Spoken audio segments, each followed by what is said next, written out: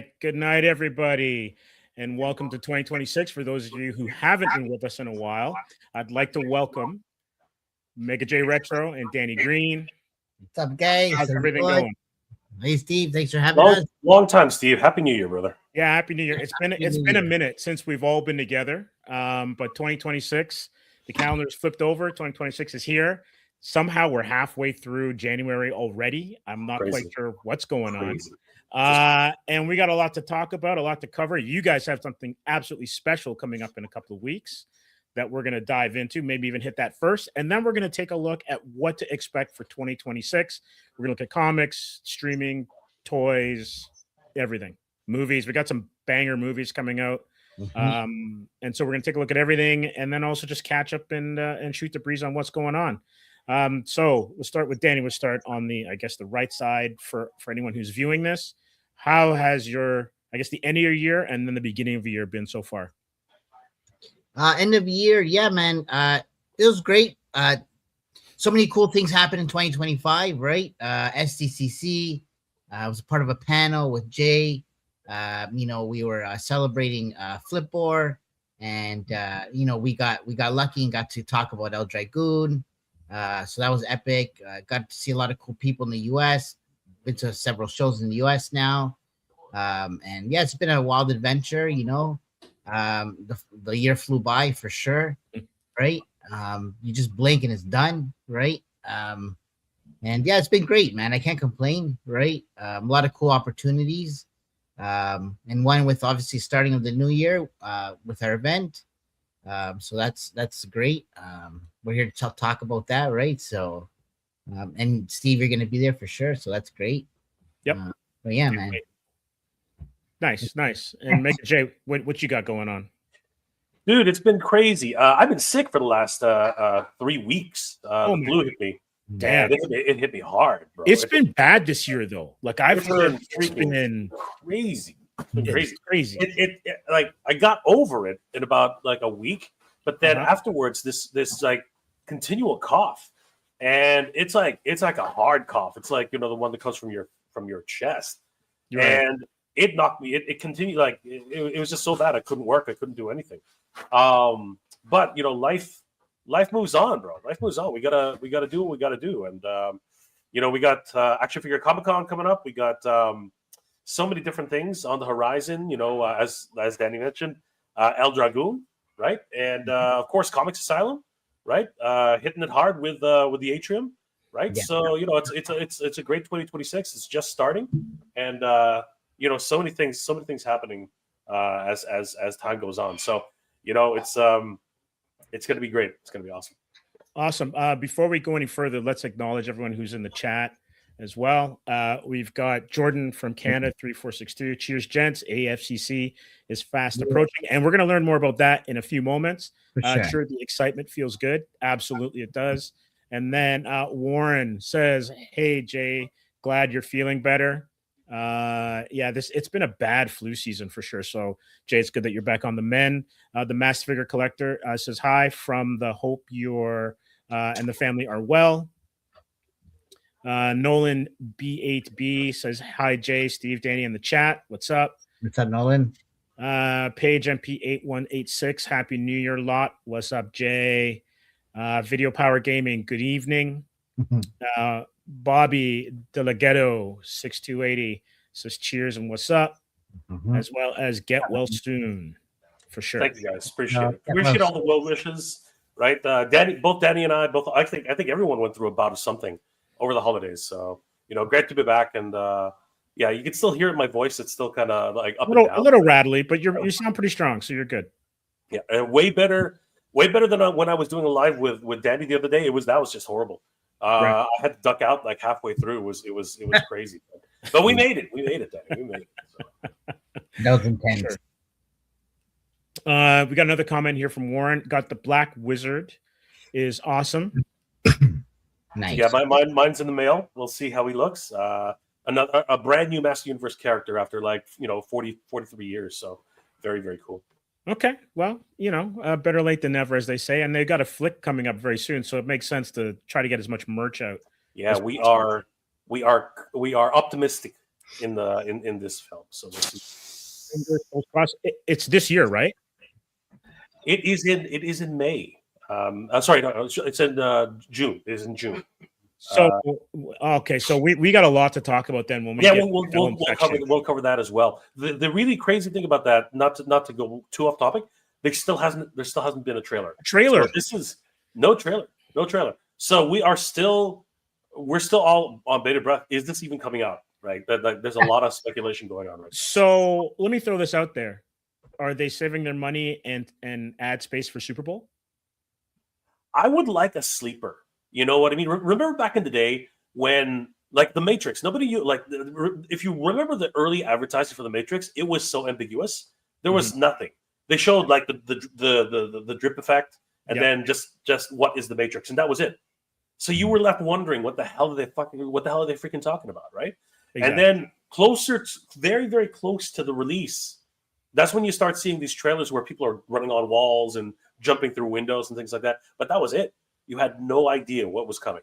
So I wouldn't mind if they kept that kind of suspense all the way to the end, because this actually has been pretty under wraps, other than the leaked photos that they've allowed out, because those were not leaks.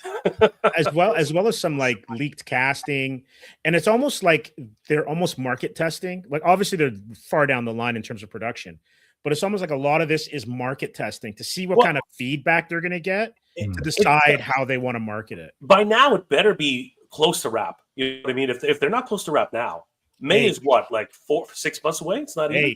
I can tell you straight, there are some Marvel movies that have gone to market, and they're still doing the VFX. Yeah. No, I totally get that. I've almost opening day. I've seen that type of chaos. I mean, we know for a fact that Justice League literally lost their director, right, and had basically just like they had to push that up. The release of that one had to be pushed back, right?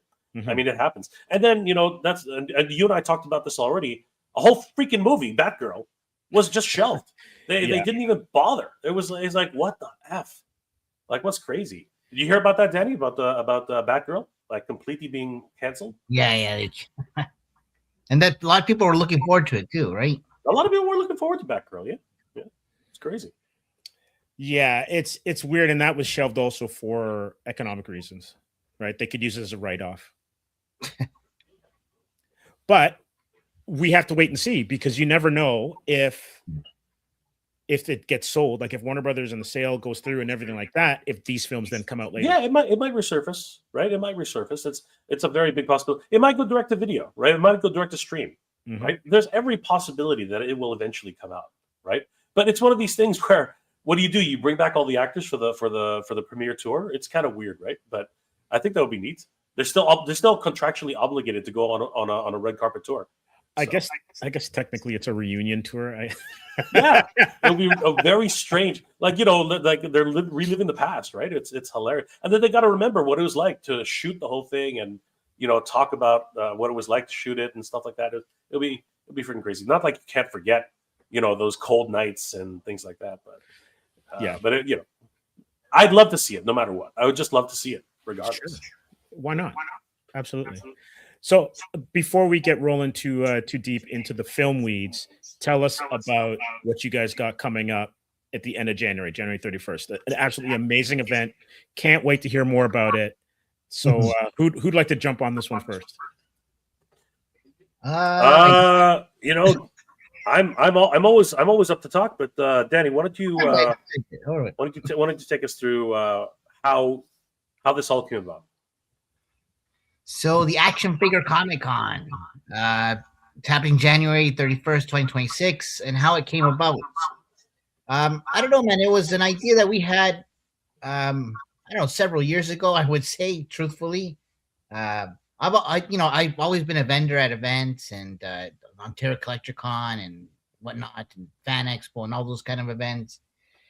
And being an action figure collector, going to these events were all great and stuff, and obviously we enjoy it and we still do it, but there was nothing ever focusing just on action figures.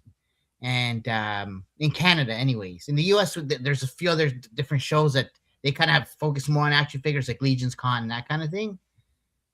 And from going to the events in the States, we're like, man, we got to bring some of this energy here. And again, having these ideas many years ago, I've always envisioned like being at like some kind of Japanese market or some kind of I used to do a lot of flea market stuff too, and I always like the market vibe, right? But I always envisioned some kind of like Japanese kind of market. And I don't know, we working at Time Toys, we were always talking with them too about doing an event to help bring awareness to the action figure scene. And so after pitching them the idea and whatnot and talking about doing the Action Figure Comic-Con, they wanted to get in and help sponsor the event because they thought it was a great idea.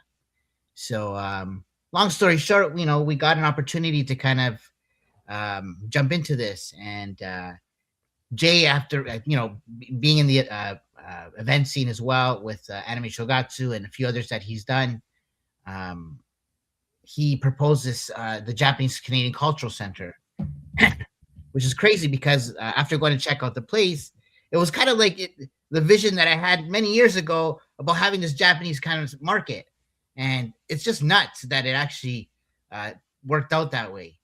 And literally we're like, you know what, let's try to bring all the people that we've met and made friends with over the years from going to events, like yourself, Steve, as well, meeting you and many cool artists and comic book publishers and collectors. We're saying, let's try to bring everybody under one roof and all our friends and community. And next thing you know, we got the Action Figure Comic-Con going on. And it's literally just one big party of pop culture. And yeah, man, we're obviously focusing on action figures. We're gonna have like a big toy photo diorama or exhibit, gallery type exhibit to highlight all the photographers and toy community around the world, and locally, of course. And then we know a bunch of cool people like C. Jessam, who work with Four Horsemen doing their soft goods for their action figures. He's a local guy. Udon from Street Fighter Comics, right? Or Capcom Comics. I never knew they were Canadian. And see, and I had no idea. And I love their stuff. And the last thing I had no idea the guys were here. I would see them in SDCC all the time, but not here. I'm like, what? So, and this is Tricky Digits. Yeah, he's one of their artists. So he reached out and he wanted to be a part of the event. And so we got him as a guest, featured guest artist. Who doesn't know Chalk Glare? That's a good get. That's a good one. Yeah, man, he's super cool. We wanted to highlight Toronto too, right? Like he's like a staple for Toronto hip hop, right? Mm-hmm. And man, I grew up listening to this guy's shit, and next thing you know, now he's at our event, which is awesome. And so he's one of my kind of like a hero in a sense, I would say. Oh, for sure, right?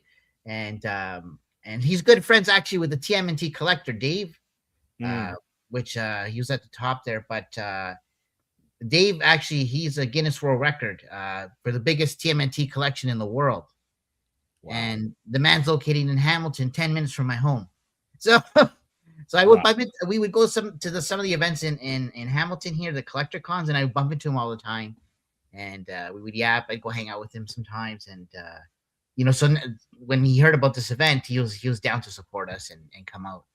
So that's gonna be great. And then his buddy Frederick B. Owens, which did the voice of Leatherhead for TMNT, and a few others in One Piece and a few other cartoons, right? And so Dave brought him out as well for us, and super cool dude,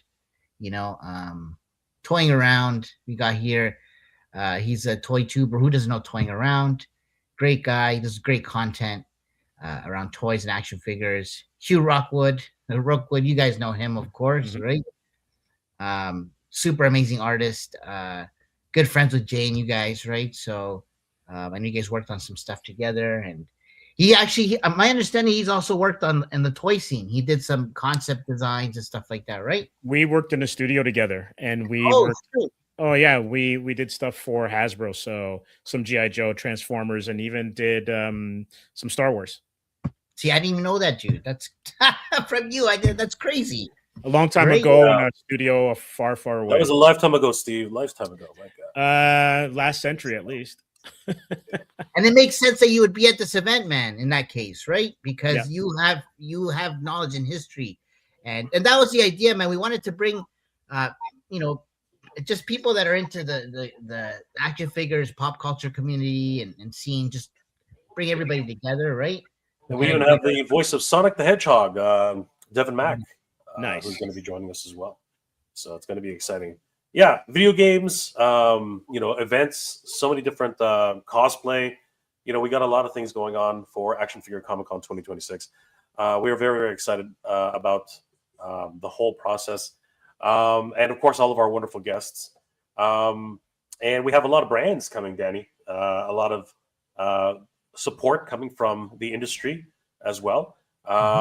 We have McFarlane Toys coming and showcasing a lot of their new pieces for 2026, which we're hoping to see. I think a lot of Spawn and Mortal Kombat stuff is what will happen. So, yeah. Obviously, they're losing the DC license to Mattel, but they are pumping out DC figures like it's going out of style. It is absolutely crazy. So it's really cool to be able to have McFarlane Toys at the represented at Action Figure Comic Con. Spiro Toys, the creators of Edible Warriors of Kingdom, they're going to be there as well. The Loyal Subjects, of course, who have been in the headlines for good and bad reasons.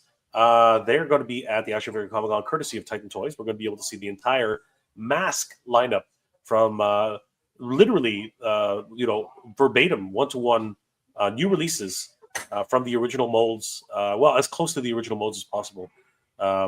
And they've been making waves in that sector, along with Gem of the Hologram. Literally, they're bringing the 80s back. Gem of the Holograms, My Buddy, Mask, My Pet Monster. It's literally like an 80s revival with Loyal Subjects. It's pretty crazy. We also have Meta Travelers and Legendary. We will actually have a panel with Icon Heroes and Meta Travelers talking about their newest releases. Independent toys. The independent toy scene is huge right now, Steve, and it's amazing how far the independent toy scene has come. They are rivaling.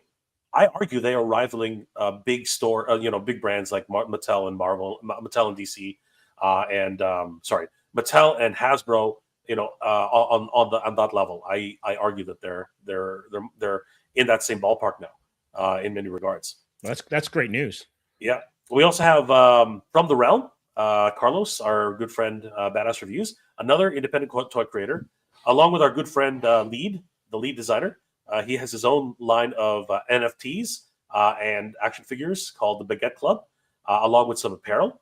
It's going to be a lot of fun seeing those. Obviously, I will be there representing Flipborn, the Champions of Infinity, along with Ramen Toy, who was responsible for the manufacturing of these toys. You really can see the level of sophistication and detail that we have with independent toy creators. It's a wonderful time for us to be in toys and action figures and comics. Of course, El Dragoon will be there, and there will have some wonderful surprises because there's a lot of really cool things that we have in store, both comic book wise as well as perhaps an action figure. You just never know. So it's going to be great. That's a great tease. That's a great. It is, and I could maybe later in the show show something off. We might get to that. We'll see what happens. I would lean towards but that's well, you have a choice. And one of the biggest things, though, that we are very, very excited for is definitely the action figure diorama exhibit. 6 different creators in the diorama space who are absolutely killing it and crushing it in this space. We have 6 diorama builders literally creating 6 city blocks of miniature dioramas for action figures to be displayed in. This is going to be a first of its kind. I don't think anyone's ever showcased this many independent creators in one space before, and we are truly blessed to be able to have the Japanese Canadian Culture Center as our venue to be able to showcase all their work. We'll preview a little bit of what they do a little later in the show, and we have a photography showcase. It's going to be a massive wall of photographers who are just showcasing all of their action figure photography. This is going to be great, ranging from Drew Olive, Hidden Images, The Chosen 12, Eddie and His Toys, Plastic Light, Figgy Smalls, the Marshall Geek, Fun Picks 22, Endless Fables, our good friend Brian, Ryuji Anko. How do you say that again, Danny? Shalizarena.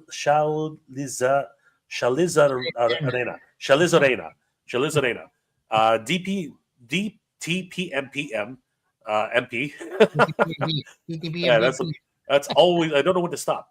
I just don't know when to stop. And so many more. I mean, these guys are all talented, incredible photographers. Agent Gomez, of course, huge in the toy photography scene. No Chewing, good friends of ours. The Badass Reviews. I mean, the list just keeps going. It's amazing how many submissions we got. And of course, our good friend Emerald Knight Photo. Yeah, Danny, it was hard picking enough people because we just kept getting submissions all the time. So, but it's amazing seeing all these guys. So all these photographers are from around the world.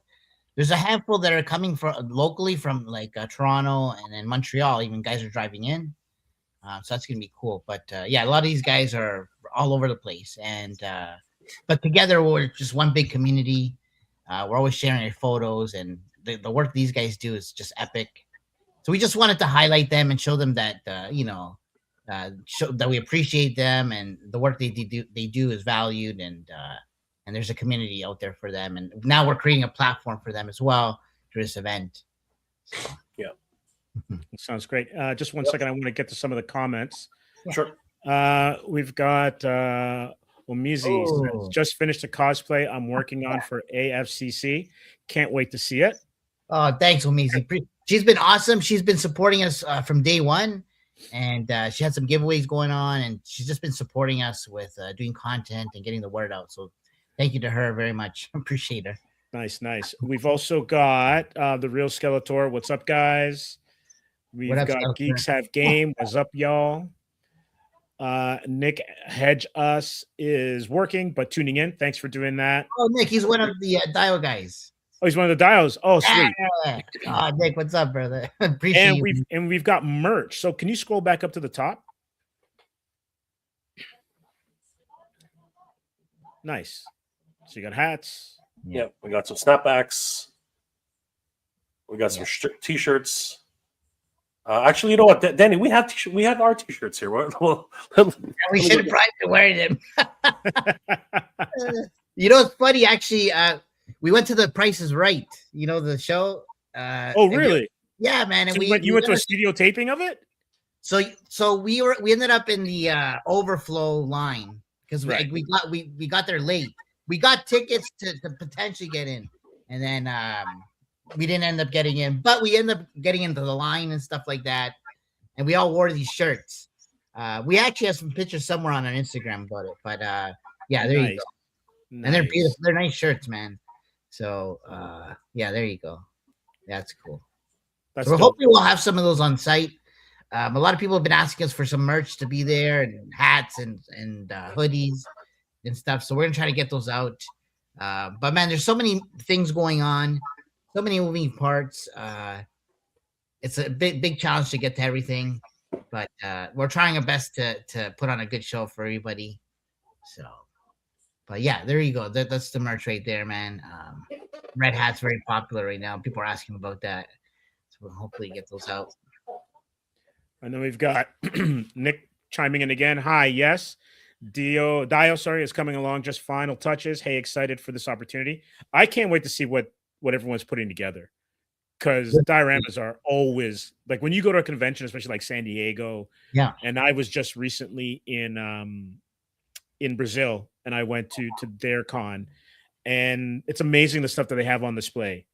And it's always amazing to see when you have like the new figures, the new collections, and how they're all arranged. there's some artistry there that I don't think gets enough credit or Yeah, enough hype. right. Exactly. I say the same thing, man. And that's what we're doing here. That's exactly why Danny put this together.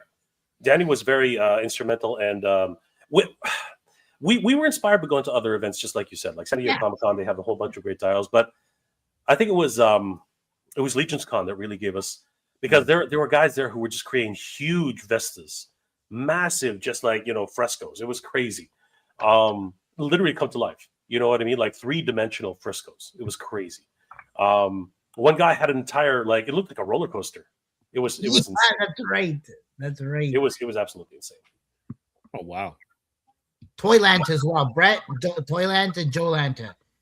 Those shows were other great shows that had a lot of customizers and independent companies come out, do panels and that kind of thing. So just super inspiring. That's all. And we wanted to bring some of that energy here and kind of create some bridge too to the US there and our partners there. So yeah, man. Yeah. So yeah, guys, Action Figure Comic Con will be happening on January 31st. Only 17 days away at the Japanese Canadian Culture Center.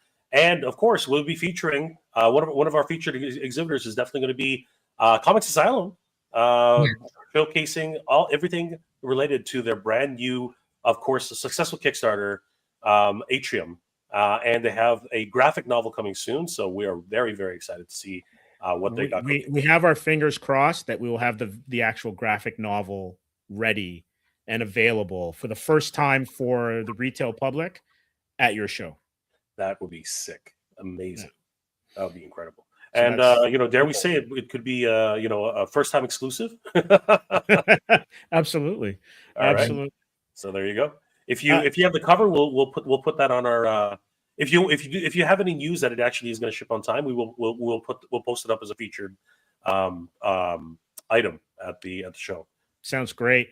I also saw, just out of the corner of my eyes, you were scrolling through the page, that you have an AI warning, and there's something I wanted to shoot that towards you. Not to put anyone on the spot or anything. Oh man! But San Diego is allowing AI to a certain extent at their shows, and people are turning side. Like, I'm shocked that they actually everybody's freaking. Everybody. I'm absolutely shocked they went that route. You know what, man? Okay, the thing called AI artists, and I believe a little bit of that, but at the same time, it's a gray area right now and touchy subject because many people are against it, right? And we respect all artists, man. At the end of the day, right? So, it's not a thing that's accepted yet, right? Widely, but it's getting there. So it is a delicate, exactly like what Danny's saying. It is delicate. As a matter of fact, we like full transparency, right? We actually did have a situation, rightly so, right, where somebody was very, very concerned about the use of AI in our advertising, and we understand completely what was going on there. The truth of the matter is AI is not going anywhere. AI is only going to be proliferated, very, very quickly. I mean, like, everyone's encouraging it. Video game companies are encouraging it. But there is a big difference between ethical AI and just AI slop. And there's a lot of AI slop out there. It's absolutely just totally disgusting. Being used for anything, being used for, like, deep fakes and having people just say messages they never said. It's just it's the Wild West out right now, right? And until they actually rein it in, we have to be very, very careful with AI. And to that end, we have made a commitment to be very mindful about any AI generated imagery. And I think what happens is the call out for that AI is that some of the apparel was generated with AI. It's the designs themselves. Let's put it this way: the designs themselves are 100% original by our artists. Okay, the designs themselves. The logo is an original piece. The designs are original pieces. All the poses, if anybody's wondering where those poses came from, they actually came from one of our photographers. So we got permission to use them. So all like the designs of the apparel are 100% original. The hoodies themselves, the snapbacks, quite possibly could be generated by AI, but that's apparel being used. You know what I mean? So I think that is in a sense ethical. You know what I mean? That's not something that we're trying to hoard this off as something that doesn't exist. They do exist, right? But we have to manufacture them eventually, right? But having said that, I don't think that it's out of the realm that those are products which will eventually be created in real life, right?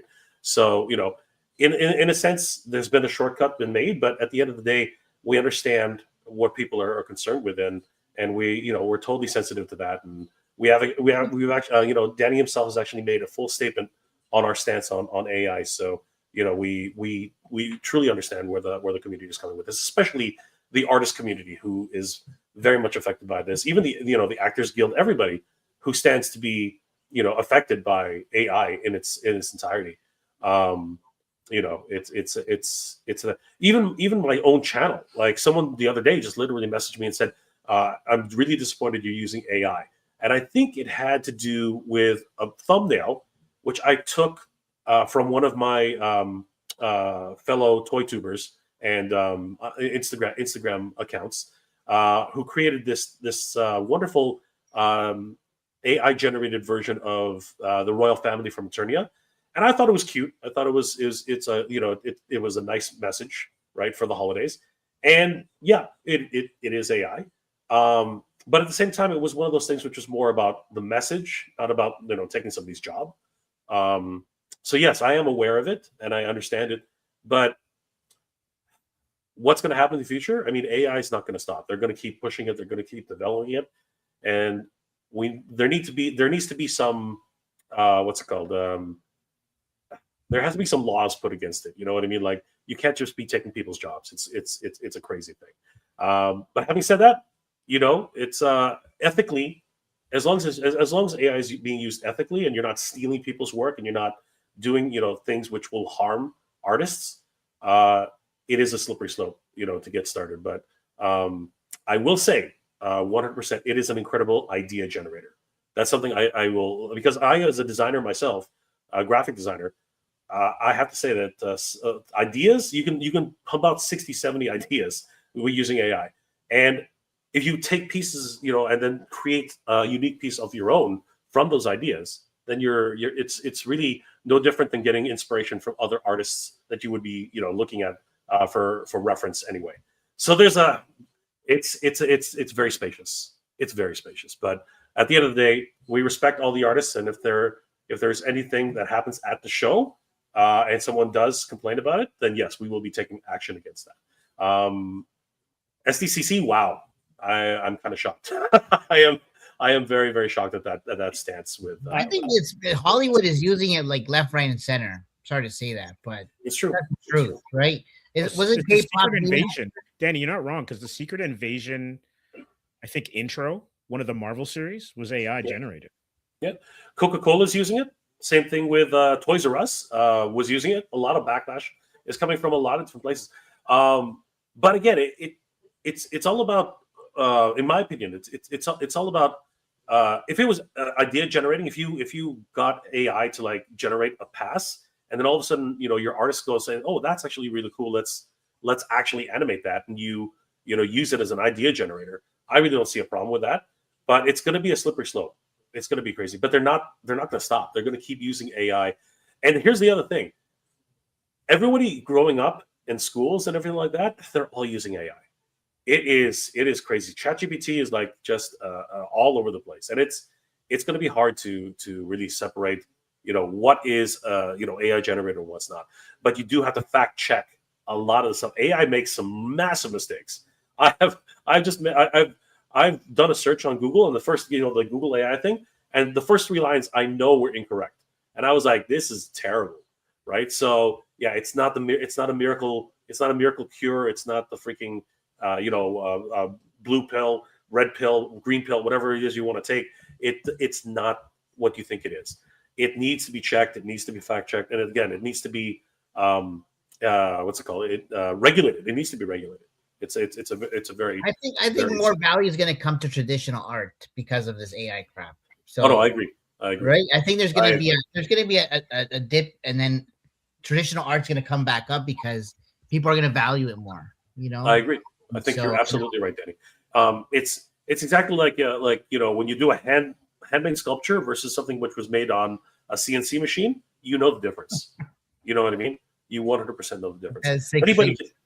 Anybody can make a like a lot of people are now making what's it called 3D prints, right? Mm-hmm. But when somebody actually does it by hand or with a chisel or something like that, you can't replace that. It's one of a kind.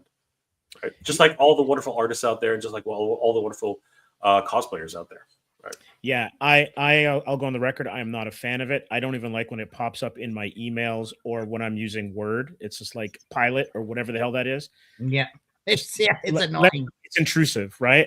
And I get it because we use AI in different capacities. It's just when you're starting to take from other people's livelihood, that's the issue, right? 100%. I totally agree. And like two quick things. I think Matthew McConaughey I think he trademarked himself or copyrighted himself or his likeness to kind of combat that. And you might see stuff like that happen. And then I think going back to San Diego, from what I read, it was like you can't sell anything that is AI generated. Yeah.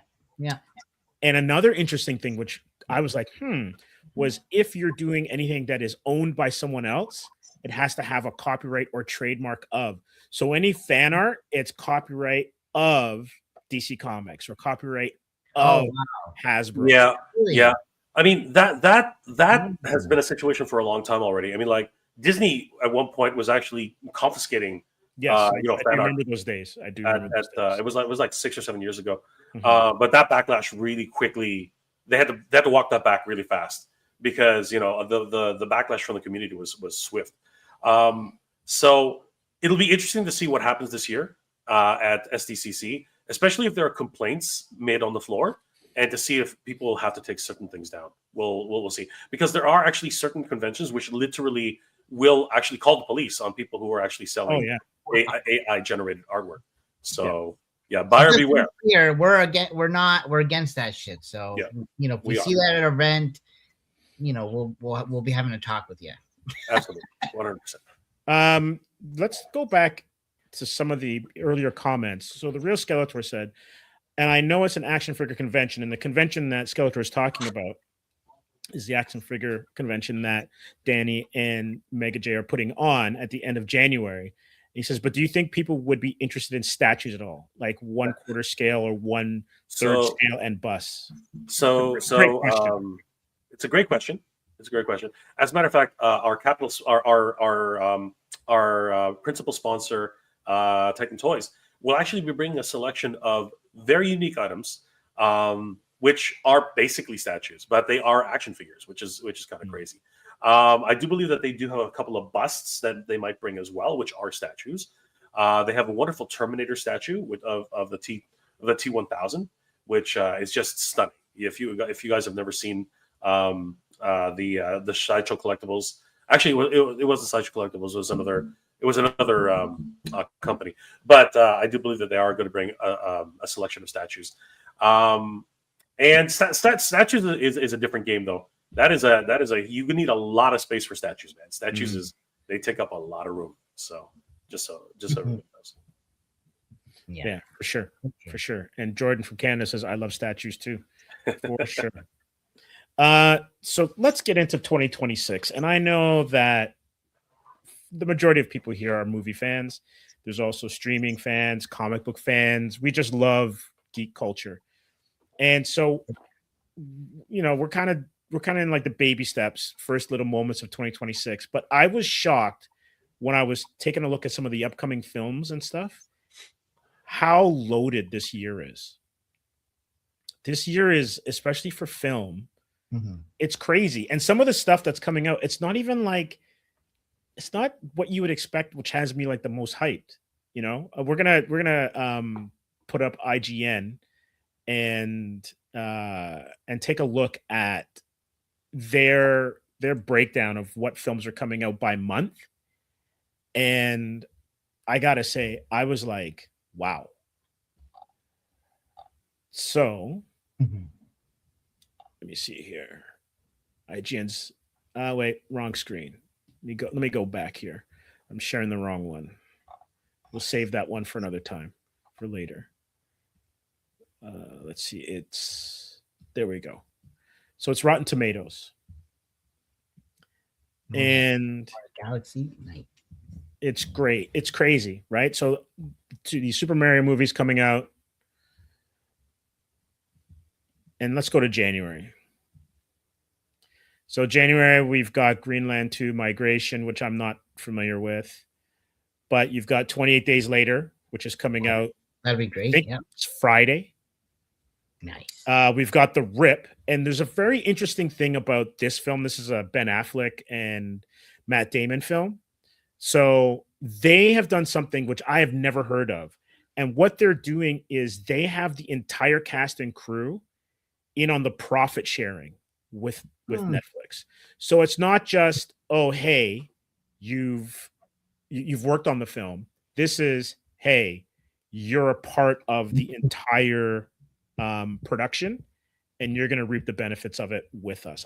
I've never heard of that ever. Why do you think they went that route?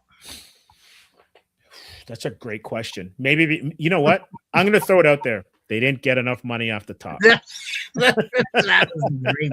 So I was trying to be nice as a film guy. Yeah, no, I totally understand where that's coming from. I mean, famously, I think it was reported years ago that the third Matrix, and this needs to be fact checked, but I'm pretty sure I heard this once upon a time, but I heard that Keanu Reeves actually gave a portion of his paycheck from the third Matrix to the actual cast and crew.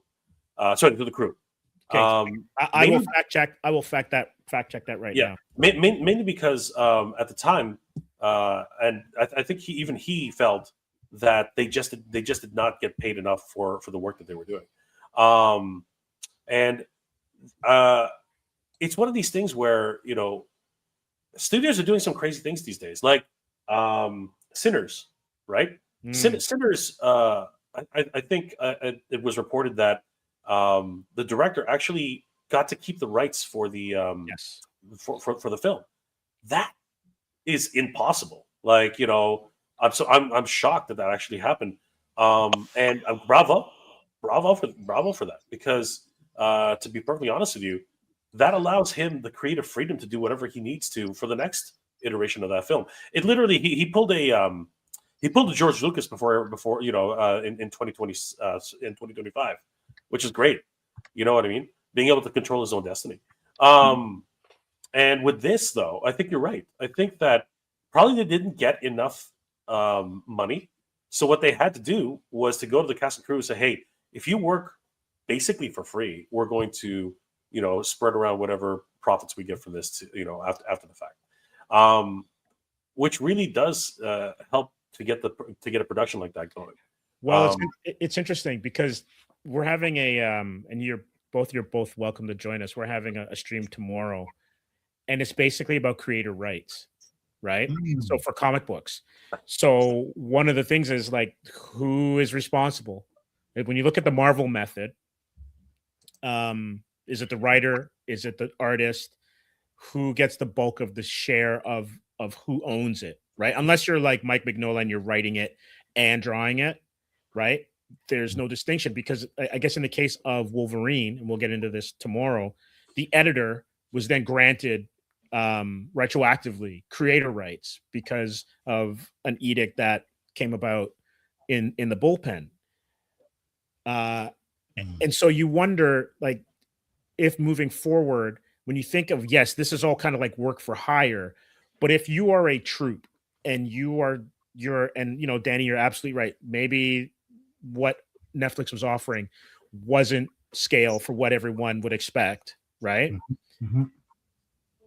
If you do where everybody's invested in the project moving forward, not saying that if you're in the special effects crew, you're not a creator in terms of ownership, but definitely you're part of the mix to get it done.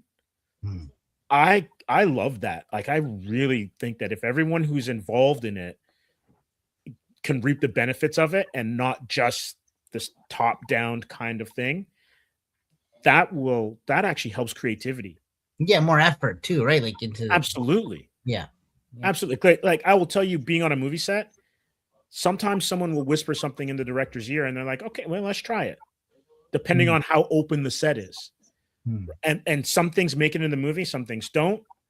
But if you don't say anything, you might be missing a gem that makes an element of the movie actually work. Right. True. Absolutely. Yeah. So moving on from that, we've got Send Help, which is, I think this trailer's out already, and this has Rachel McAdams in it. So yeah, she's a junior executive and trying to move up, but her boss is an ass. Her boss retires, his son takes over, and then it's a Survivor.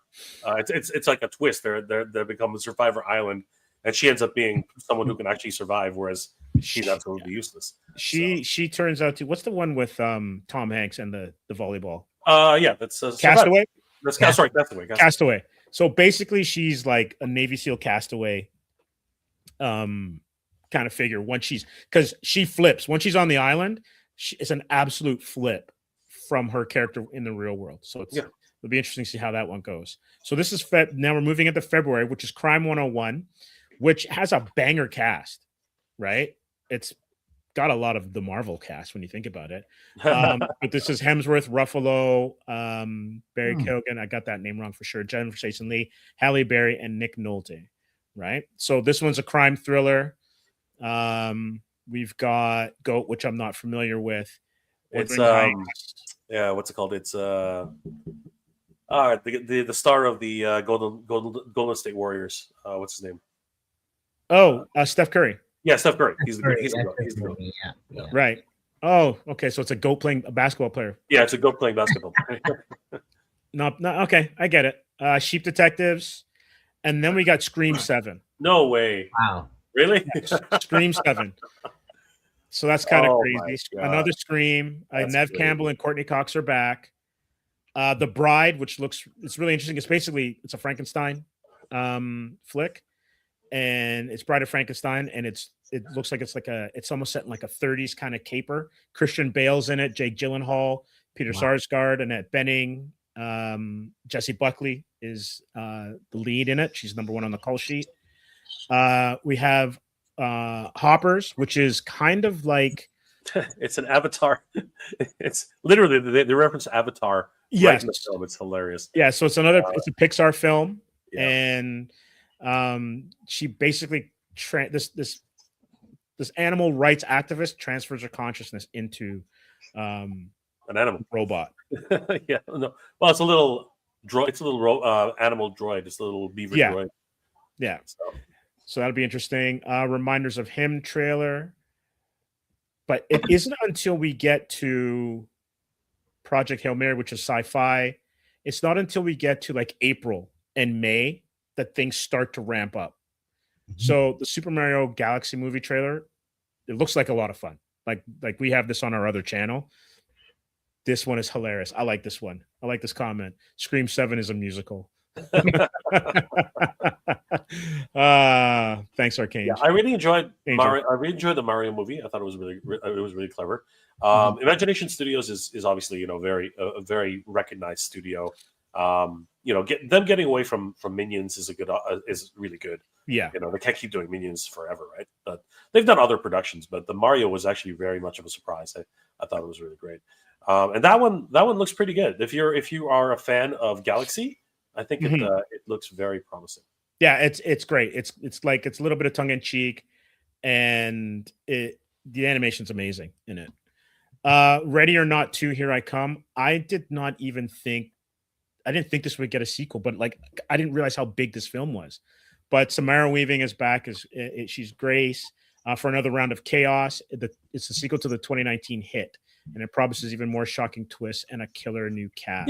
There are a lot of these types of movies coming out now where there's someone trapped in a house and they're trying to escape. Like I think there's another one. I've been seeing a trailer I mean, you're probably going to see it here, so we'll track back to that.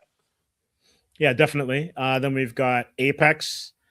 She's back in her action hero bag, starring alongside Taron Egerton and Eric Bana, who, welcome back, Eric. You have been missed. I really like him when he's on screen. In this thriller about a grieving woman on a trek through the Australian wilderness who finds herself targeted by a ruthless killer. The film is directed by Balthasar Kormakur, and who has plenty of experience with stories of survival, Everest, and Adrift. Michael Jackson gets a film. Nia Long's in it. Longtime crush for me. Lorenz Tate, Coleman Domingo. He's awesome. He's now doing a lot of films, but he's best known for Fear the Walking Dead. Devil Wears Prada 2. Cannot lie. I know it's not a comic book or geek inspired flick, but I'm looking forward to this because I love this cast. Is it based on the original? It's a sequel from the second one. Yeah, it is. Like a direct sequel, or is it? Like so it says, yeah, Miranda Priestley and Andy Sachs are set to square off again as Anne Hathaway and Meryl Streep return to reprise their roles from the 2006 comedy. You cannot tell me that's 2 decades ago. 20 years later. That's crazy. Wow. That is insane. Okay. Just a gray-haired chill just went down my spine. I'm looking forward to this. Carl Urban. He just take my money. Yeah. Johnny Cage, baby. Yeah. It always amazes me that Mortal Kombat and Street Fighter cannot separate from each other. You know, when one stands up, the other one has to freaking, also stand. It's crazy. Right. It's crazy. Yeah. So I've seen the trailer for this. It looks interesting, and we'll see. It'll be good. I think it'll be good. Yep. Yeah. Mandalorian, Grogu. So I have high hopes, but Star Wars has been on a downward trend lately. It's hard to say, but anything with the Mandalorian is usually a good thing. Yeah, I think that's gonna make more toys. I'm down for this. We'll see if the increased budget actually shows up on screen. Yeah. Right. We'll see how much bigger and badder they go. June. Masters of the Universe. Wrong and photo. Look at the photo they give us. Wrong photo. Yeah, but the reason they use this photo is because there are no photos, as you mentioned before. That's right? I don't know how they're going to sell that. I can't believe they're using the original photo, like from 1987. That's crazy. That is mind-blowing. And speaking of Scream, that's Courtney Cox, is it not? Yeah, that is Courtney Cox. There we go. Yep. Wow. And if you're a Star Trek fan, that's Robert Duncan McNeil. That's right. Kirk Jr. Voyager. Yes. No, he's not. He's Voyager. That's right. Not Kirk Voyager. Jr. Yeah. Great photo for sure. Takes me back. I got to get a McRib now since we're all the way back. But here's a question. I know we kind of spoke about it a little bit. What is it that you think they're afraid of? I don't even want to use that word, but I just did. Why aren't they just like giving us something? So my honest opinion on this is that the fans have already sort of put their stake in the ground on this one. The biggest sticking point for all the fans is the fact that it's back on Earth. That is really has been for many fans has been a sore spot, even for myself. Like I love the '87 movie even to this day. Earth has always been the weakest connection for Masters of the Universe. The first film, it was a MacGuffin. You know what I mean? They use the cosmic key as again, it's a MacGuffin, right? Mm-hmm. It's this thing which transport they're in a crisis. They have to leave, right? They go to Earth and they're stranded there until they can figure out how to get back, right? Now they actually throw Prince Adam to Earth. He grows up on Earth and he's got to go back. And the biggest thing for me when I first heard of that plot, I was like, why would anybody who grew up on a different planet go back and fight for that planet? That doesn't make any sense to me. You know what I mean? But there could be a storyline where somebody's been with him all this whole time and been telling him about his destiny and telling him about the fact that he's not human, right? We don't know yet, right? We have people who have actually seen, the first the rough cut. So they've actually seen basically their the test audiences, right? I did a whole interview with one of the test audience members, and from that, there's been a bit more encouragement. But it's crazy. They're scared if they're frightened or if they're worried or if there is any concern. It is that once the trailer drops, it will the fan base will be divided. No matter which way you go, they will be 100% divided. They don't want to kill opening weekend before opening weekend. It's a hard decision. But here's what I have to say: release the fucking trailer, okay? Release it and let the fans make the decision. Because those of us who are truly invested in Master Universe, right? We will do the hype. Okay, we will make the people. We will encourage people to go, regardless of if it will, regardless of what it may end up being. We will tell everybody, just go fucking see it, because you know what? This is the year. Not to take too much of a side tangent here, but this is the year of Master Universe. There has never been more public consciousness on Master Universe than there has been in 2026. We have 2 freaking movies coming out. One is a fan film, which I have more faith in, to be perfectly honest with you. A sequel to the original fan film, the Fall of Grayskull, The Rise of the Horde. We have the theatrical release, which, if done correctly, and Travis Knight has a great track record for being true to the fans. Okay, so my hopes are measured. I'm not even going to say they're high, but they are measured. I'm really hoping for the best. I love Bumblebee. I did. I thought it was great. We have 2 toy lines from 2000X. 2. One from Mattel proper, the other one from Mondo. Right? And absolutely killing it, Mondo, with their designs, of course, as always. And actually, Mattel's doing incredible work with their mainline brand. A lot of people are very surprised. I'm going to be getting my hands on a couple of those too as well. And we have a freaking video game coming out. Holy crap. A freaking video game for Master Universe. What year is this? It is literally 1987 all over again. It's absolutely bonkers. And this year definitely marks Master Universe. And there are 2 conventions for Master Universe, 2 freaking Master Universe conventions, right? One in California and one in Ohio. It's actually Kentucky. But, oh my God, 2 different Master Universe themed conventions. This is the year, truly, of Master Universe. You can't get any better than that, guys. It's crazy.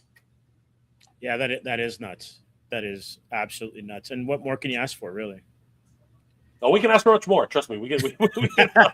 Well, what you can ask for is that it becomes good. Yes, that everything hits. It doesn't have to be perfect. It doesn't have to be excellent. It has to be good. Just has to be good. That's all. Yep. Steven Spielberg is back. This time he's working with David Kiop, who did Jurassic Park: War of the Worlds. I am curious about this. And this is another UFO one. So is this his first kind of, because he did War of the Worlds? No, right? Close Encounters of the Third Kind. It was but since Close Encounters, didn't he do War of the Worlds too, or no? He didn't. Did he do Cocoon? Who directed Cocoon? Oh, that's not Spielberg. Yeah, who was that? Was that I think that might have been Ron Howard. Oh, was it Ron Howard? Yeah, maybe it was Ron Howard. Anyone in the chat? I think E.T. E.T. Yeah. So he did E.T., Close Encounters, this one, and for some reason I feel like he did Tom. Did he do War of the Worlds? Who did War of the Worlds? We can search it up. But it's interesting. I will say that the trailer was quite good. It's very interesting. It is interesting. I was intrigued. I was intrigued when I saw it. And Emily Blunt is great. Wyatt Russell is great. And again, Coleman Domingo. What are your thoughts on this, Danny? Like you and I have talked about aliens and conspiracies. What are your thoughts? Have you even seen this trailer actually, Danny? No. You haven't seen this trailer? I'm shocked. I haven't. I've heard of it, but I didn't watch the actual trailer. Danny is my UFO aficionado here. So like, I'm actually pretty shocked. I'm actually gonna watch the trailer now. He hasn't seen the fucking trailer. I'm shocked. All right, Danny, your homework tonight is to go watch this freaking trailer. You gotta gotta watch it because honestly, it is It is trippy, man. It is a trippy trailer. Oh I yeah, like trippy. So especially when she starts clicking and bobbing. I was like, "What the fuck is going on?" Like, is that right? Oh, dude, she was going like. But doesn't she get like possessed or something by like the alien thing, or they're trying to talk? I'm not sure she was possessed, but they were speaking. I think they were like broadcasting through her. It was great. Yeah. Okay. I think I semi-seen it, but yeah. Yeah, definitely watch it again. Tell me what you think. Yeah. Tom Cruise and Spielberg did work together in War of the Worlds. Nice. Yeah. So it's good. It's good to know my brain isn't fully foggy. Yeah. Nice. Mm. Scary movie. So not only do we have Scream, Scary Movie is in the same year. We have a 7 and a 6. It's only one movie behind. It's crazy. It's unbelievable. That is hilarious. They're coordinating, man. Yep. Toy Story 5. So this is also the Are year. you kidding me? This is the year of the sequel. Are you serious? Yeah. God. Holy God. 2 Pixar films in the same year. That's crazy. And then Supergirl Meh. in June. We'll see how that goes. I know my good buddy Mega J and Decepticon, who I'll be seeing tomorrow, they're not big fans of the Gunverse, so we'll see how that goes. Jackass 5. I'm like, what? They were 4. Are you freaking kidding me? He can still stand, Johnny Knoxville. I thought his legs would give out again. Oh my God! You would think so. Minions are back. Oh wow! Two Illumination movies in July. Holy crap! Yep, that's crazy. Moana live action. Is it The Rock? Yeah, The Rock. Johnson. Wow. Since I'm a mythology and antiquities guy, I am totally waiting for the Odyssey. And I love Christopher Nolan, so I'm gonna have to watch the trailer. I have not seen the trailer for the Odyssey. Obviously, I'm a huge I'm a huge Sword and Sorcery fan. Obviously, I'm a huge Barbarian fan, and I'm a Gladiator fan. So that's right up my alley. So definitely want to see the Odyssey for sure. Then Spider-Man: Brand New Day, and I'm like, this year. Yeah. Is it a full trailer or is it just a teaser? Just a teaser, and basically it just goes over his costume. Yeah, I know. It's because the first trailer's got an opening door. Yeah, for sure. The Odyssey is sweet. Can't wait for that. I'm with you on that, Nolan.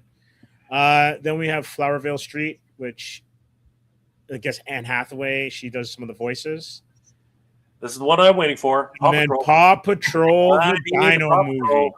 That's the one. Gonna be in line for that one. The merch is gonna fly at this one. This is gonna be cute. Hell yeah. Oh hell yeah! Right? Thread. I'm not familiar with this one though. Clayface. I had no idea. So after making an appearance in the animated Harley Quinn Commando series, the iconic Batman villain Clayface returns to screens with his own live-action film.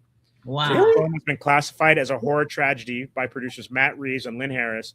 While plot and cast details have not been revealed yet, it will be directed by James Watkins, whose experience in dark thrillers like Eden Lake and Speak No Evil should serve him well here. So here's the question.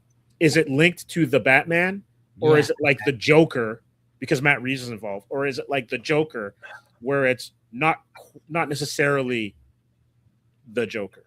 It's a but what really kills you, this has got to be the sleeper of all sleepers. Like, this was on nobody's radar. I've never even heard of this. I was totally unaware myself. I imagine it's probably part of the Joker universe. They're probably going to take in that direction, just like they did, where it's just going to be a guy going through, his life, right? But so is this animated or live action? Live action. It's live, yeah. Mm-hmm. It could be absolutely crazy if they. I agree with Nolan on this one. If they dive into the horror, it could be crazy. It could be, right? You do. What was the one with Sam Raimi and Liam Neeson? You're talking about Darkman. If they go that kind of like actor scarred and then the body horror that you could get out of it, then it could really work. Well, The Substance was insane. The Substance, man. Oof. I mean, like that. And you know what? That's right up the alley of Clayface. Absolutely. And don't watch, if you haven't seen The Substance, don't watch it if you are eating. That is basically Clayface. So yeah, that would be insane. It could really be good. Truly be something. Yeah, right. 100%. Absolutely. October comes around. This movie Digger, that's actually Tom Cruise. That's Tom Cruise? That's Tom Cruise. And I don't know anything about this film, but I wonder if they're going to kind of lean into the stuff that he did in Tropic Thunder, where it's kind of like a ridiculous. I was about to say the same thing. I the only thing I can see here is the his Tropic Thunder type of persona, right? Type of idea. Interesting. Yeah, Zigzag chimes in, says agreed with Clayface and Darkman, but you're making a protagonist from a villain. Yeah, that seems to be. But that's what the Joker was, right? But also like the entire Sonyverse, because they can't use Spidey as a solo film. Right? Yeah. So it's still they're still not really protagonists in a sense. They still are villains, right? But they're written in such a way that we empathize with them, right? Mm-hmm. But that's what horrors are, right? Like it'll be interesting to see how it plays out. I'm interested to see a trailer. I think a trailer will be very good. Absolutely. We've got Avatar. Which one? The Legend of Aang, The Last Airbender, 2026. Wow, animated film. That's crazy. Then we've got Street Fighter. Oh yeah. So October is. Oh my god. November, Cat in the Hat. Which I haven't seen any of them, but this is the one I'm waiting for. Oh, -0. That's crazy. -0, man. That's crazy. I enjoyed Zero. I thought it was -1. Yeah, so this is the sequel. Yeah, so the Oscar-winning surprise to 2023 hit returns to theaters with a direct sequel to Takashi Yamazaki coming back to take the helm. We don't know much about it yet, or who will be in it, or what the story will be. But if the previous film is any indication, folks are going to be lining up for it. Oh yeah. -1. -1 was incredible. Yeah. -1 was like a tour de force. It was great, and I can't wait to see what they do with it. So humanistic, everything about it was just incredible. Oh yeah. We got here Shireed 2829. James Gunn said in an interview that Clayface is connected to the Batman movies in his original story. Nice. Okay, so we'll have to see how that goes. And rooting for Street Fighter, I think we all are. Yeah. I had mentioned on a stream a little while back, because when the trailer first dropped, we took a look at it. That beloved game, I still love Street Fighter anime from the 90s. Yep. It's still like that the animation still kicks. Yep. No pun intended. And you kind of want and then I actually went and rewatched the Van Damme movie. Yeah. It has a certain charm. It does. Right? And then you saw this one. It's like they are diving, and this is what I enjoy about it. They're fully embracing everything. They're fully embracing the designs, the characters. I think Sagat's the only character that doesn't show up in either the trailer or any of the which is so strange. Hopefully he will be in the movie. Oh, yeah. I think you'll see him. For sure. So we've got Hunger Games for those of you who enjoy that kind of stuff. And then we've got December, Violent Night 2. Interesting. I didn't think they could make another one. This one kind of shocked me. What the hell? Really? Jumanji 3? Oh my god. Yeah, Jumanji 3, and then Avengers Doomsday. I didn't realize was this year. Yeah, it's their Christmas. I was surprised they're releasing Christmas, but yeah, it's gonna be the big one, obviously. It's hard to predict this one. There's just too many players. I'm having the same feeling I had when the Avengers first came out. I was like, how do you put all those personalities into a movie? And then they did it 3 times over. So 4 times over, actually. So yeah, it's going to be an interesting new reboot, like not reboot, but a new start for Marvel once again. And if you get RDJ back in the seat, that's a lot of money. That's a lot of money being thrown around. My only concern is because of how many. I think back of, if anyone is a comic book fan here, I think of like Crisis on Infinite Earths, back in the day when Supergirl and Flash and like a whole bunch of characters didn't make it, and they were just reworking the DC universe. And like you got characters for like a panel, maybe a page, and that's it. So how much screen time are we going to get with some of these characters? That's my only concern. Like, are we only going to get Scott for, what is it? It's probably like a 2-hour runtime. Are we only going to get James Marsden's Cyclops for 10 minutes of screen time? Right? Like that's the thing where I'm kind of like, a lot of these are just going to be cameos. There's no way. It's got to be. It'll be like Zack Snyder's cut for Justice League. It's going to be like 3 hours plus. It would have to to give everybody enough screen time, but it's no different than Endgame. Not Endgame. What was it called? Infinity. It's going to be no different than Infinity War. We barely got to see the Guardians of the Galaxy Infinity War. They had a few scenes here and there. Even Doctor Strange and Spider-Man and the freaking Iron Man. We only got to see them a handful of times, right? But what this has to be, if anything, has to be a setup for a larger universe. This, because again, this is like the heaviest of heavy hitters in the Marvel universe. Fantastic Four, Thor, the Avengers, like the freaking X-Men, right? A whole freaking team on their own. Oh, right. And it was just confirmed via Chris Claremont that Jean Grey, Famke Janssen, will be a part of it. Wow, that's crazy. And they even have representation from Thunderbolts, and it's crazy. Namor's in it. Same thing with Namor. I guess Namor is what they're saying. Namor's in it. Same thing with what's it called? Wakanda. Wakanda's going to have a presence. Shuri's going to be in it. Because I think it's because of the trailers, the 4 trailers they've got, or 3. The Fantastic Four, the Wakandans, and Namor are going to be, that storyline is going to intersect. Yeah. And so I want to see if they plant the seeds for Namor and Sue, because that's a big thing in the comics. Like their will they, won't they kind of dynamic. So it'd be interesting to see how that goes. Yeah, let's find out. Anyway, we'll find out in December. It's only 11 months away, so. So true. Zigzag said that the Monarch trailer just got released, and they're digging it. I just saw that it was released. I wasn't aware of it. I haven't seen it yet, but I really am enjoying that series. Yeah. Yeah. So is it season 3? Which Monarch? Which one is it for Monarch? It's the one with Kurt Russell, so I'm assuming it's the second season. I don't think second season, yeah. Because the first season was pretty neat.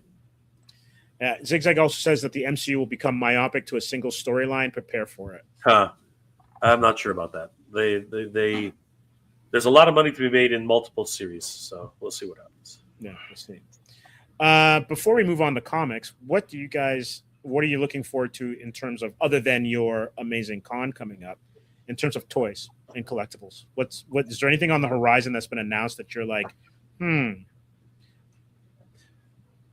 There's just, you're asking the eternal question. I mean, like, who was it? I think it's Mezco is now releasing the Hush line, right, Danny? So there's so many new companies showing up, or I don't know, we'll call them like, they're not third party because they're all licensed, but like there's a lot of DC cool stuff coming out from like Gong Studios, LPZZ or ZZ. Yeah, they're doing some cool stuff. In Arts, right? They're all hitting the DC stuff right now, but like out of the park, blowing out everything outside of the water. It's crazy. Yeah, but with the movie tie-ins, the Master Universe is going to be huge. Like they've already announced that this upcoming Toy Fair, Master Universe is going to be front and center. So we're going to probably see our first glimpses of Master Universe toys well ahead of the movie. So it's going to be crazy to be able. I don't know. Danny and I have always thought about going to New York, but it is so damn expensive. I wish we knew somebody who we could bunk with in New York. You got to stay in Brooklyn. You got to stay in Brooklyn. Yeah, we got to stay somewhere. but I would love to. I would love to be there to see those toys in person. And last year's Toy Fair was insane for toys, right? That like every major toy brand had a presence at Toy Fair 2025. So it would be incredible to go to 2026 and see all these new toy lines being released. But again, it's just about accommodations because it is really, really expensive. Or just freaking a road trip, one day, go down there for like the first day and just like, come right back. Like that's the only thing I can think of right now. Because it is I think it's a 6-day event, right? It's like Thursday through, it's like Wednesday or Thursday through Sunday. Monday. What, it goes to Monday, eh? Wow. Yeah, I think it goes to Monday. Yeah, I think it goes to Monday. It's a big show. It is a massive show. I could be wrong, but I do believe it starts on Thursday, at least till Sunday, right? And possibly Monday. So it is a massive show. Nolan says they're looking forward to Jada's Scooby-Doo Wave 2 and Brutal Realm. That's always really cool. Brutal Realm, yes. Yeah, Brutal Realms. Yeah, again, the independent scene is just killing it right now, right? Whether it's the Four Horsemen, Brutal Realms, Titan Toys has a lot of these great properties available on their site. The Legendary, right?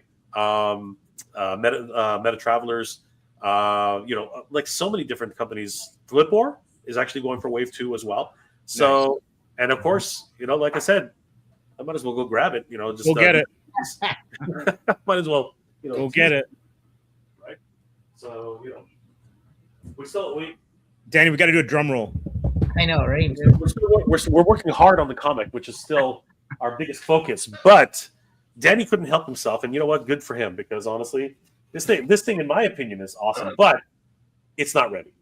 We do have like this is like the first prototype. This is truly a prototype. It's not even a test shot. It is a prototype, and that's what it's going to stay as for now, right? But the potential is what we're looking at here. Like, potentially, you got us on the edge of our seats. But is this something that we can? That'd be crazy, man. It is actually. You know what, Danny? No, this is fucking crazy. Wow. Like I was when Danny actually handed this to me, I was shocked. I was truly shocked at what came across my desk. I was like, "You got to be kidding me! How did you do this?" Right? And to Danny's credit, this was. I was like, who's this guy? What are we working on? How, like, is it real? Is it not? Like, I saw a whole bunch of production shots and everything like that. But at the end of the day, I am very, very much. And then he went the extra mile too. So yeah, guys. I mean, like, we've had what's it called? How do I say the problem? We've had customs, from fans, right? Oh yeah, I actually got it here. Yeah, so Danny, bring the custom out first, and then we'll show. So Danny, bring up the custom. So yeah. Oh yeah, that's sweet. That's a custom figure, but then if you look, but then you pull it back, right, and then you go to this one on my screen. I mean. That's freaking crazy, man. Like, seriously, you can see the difference in articulation, right? Mm-hmm. Look at the detail. You know what I mean? Like, again, this is a prototype. How many points? This is a prototype. Yeah, but how many articulation? Like 32 or something like that. Yeah, 32. There's 30. A lot of points. No. Yeah, but and then look at the right the face sculpt. Again, and this needs a lot of work, but I mean, you have some stuff cooking right now. The possibilities, the possibilities are coming soon. Or what's there? Like, again, the independent toy scene is cooking, man. The independent toy scene is cooking, and there's a lot of opportunity out here. There's a lot of opportunity. So yeah, lots of great stuff. You guys will probably be able to see this at Action Figure Comic Con 2026. As a special treat. Again, this is a early prototype, guys. This is not even this is not even anywhere near done. But the fact that we have, something, just to be able to showcase and tease. I mean, you can see his butt crack for crying out loud. I mean, like, look. Is that the Chris Evans of action figures? Yeah, we're hoping it will be. All right. So that's amazing. just for Comics Asylum, we pulled that. Well, thanks. I'm glad that you debuted that here. And let's go back. We're going to come back to the toys that you're looking forward to in 2026. But let's go back to the Action Figure Comic Con and Zigzag. What are the guests at Action Figure Comic Con like? Do you guys want to go back into that again and just refresh anyone who is maybe coming into this? So we have several guests, very very influential guests as well. We have, for the toy side, we have Ace of Ramen Toy will be at the show, showcasing their newest product line, talking about the future of ramen toys in the for 2026. So we're very very excited about that. We also have myself and Danny are going to be on a panel with the legendary Metaverse. Meta Travelers, as well as Flipmore and the Champions of Nefariety. We're going to be talking a little bit about Wave 2. And who's the other one we're going to be on the panel with, Danny? It was another Icon Heroes. Yeah, we're also going to talk about them, and courtesy of Titan Toys. The TMNT collector, he's the Guinness World Record holder for the largest TMNT collection in the world, and he lives in Hamilton, Ontario. Pretty crazy, Steve. Pretty crazy. He's literally down the street from Vaughn's office. So what's crazy is that you wouldn't think Hamilton's got a lot of interesting things and is cool and all. I would not have thought that individual, the person that owns the most TMNT, would be in the Hammer. That's of all things, right? Of all places, yeah, for sure. That's probably the most exciting thing in Hamilton right now.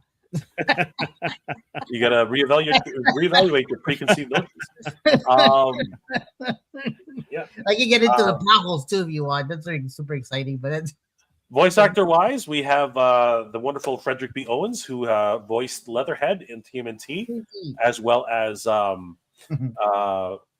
what's it called, One Piece, and a whole bunch of other voices on cartoons and anime. So he's definitely going to be there. And as I said, Devin Mack will be there, the voice of Sonic the Hedgehog, as well as Total Drama Island. He was also on a whole bunch of different he was on Beyblade. He was on so many different productions, anime, cartoons. So yeah, he will also be there as well.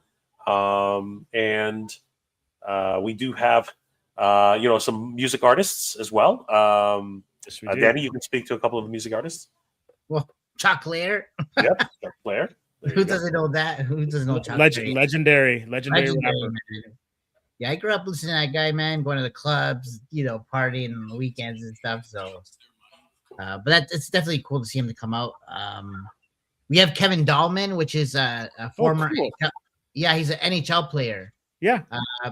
You know Kevin Dahlman. That's cool because he's gonna be on. I like hockey, so okay, cool, man. Yeah, he's a good friend of ours, and he's got his own pop culture clothing brand that he's gonna come and show off and that kind of thing as well. And his kids are super into anime, so they're gonna be coming with him as well, and they're gonna be enjoying the event with us. And then we got Zach Fax. He actually is a music producer, a music producer, and worked with Drake and a few other guys. So he's a huge TMNT collector as well. I sold him a few of my pieces, but he's coming out to partake and hang out. And if you have questions regarding the industry and that kind of thing, that's the guy to talk to, right? Yeah.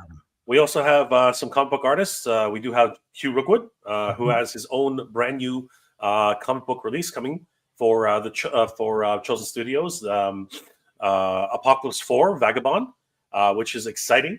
It is a retelling of the original tale in a new light and direction, and I'm very excited for this book. It looks incredible. Obviously, having worked on the first production.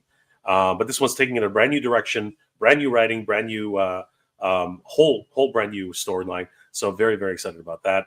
Our good Vince Sun is going to be there. Vince is going to be one of the artists as well. We also have some toy tubers coming. The Baddest Reviews will be showcasing off his new line of independent toys from the realm. We also have Toying Around is coming. Kevin will also be there, and some jerk named Mega J Retro scammed his way in there. I don't know how he did that, but he'll be there for some reason. But we have the whole lineup is available on our website, actionfigurecomiccon.com. Guys, definitely check it out, and please start purchasing tickets. The early bird registration is almost over, so you really want to get in on that. And regular pricing will be coming out soon. And then, of course, at the door is another price, so you don't want to miss out on saving a couple of bucks every single time.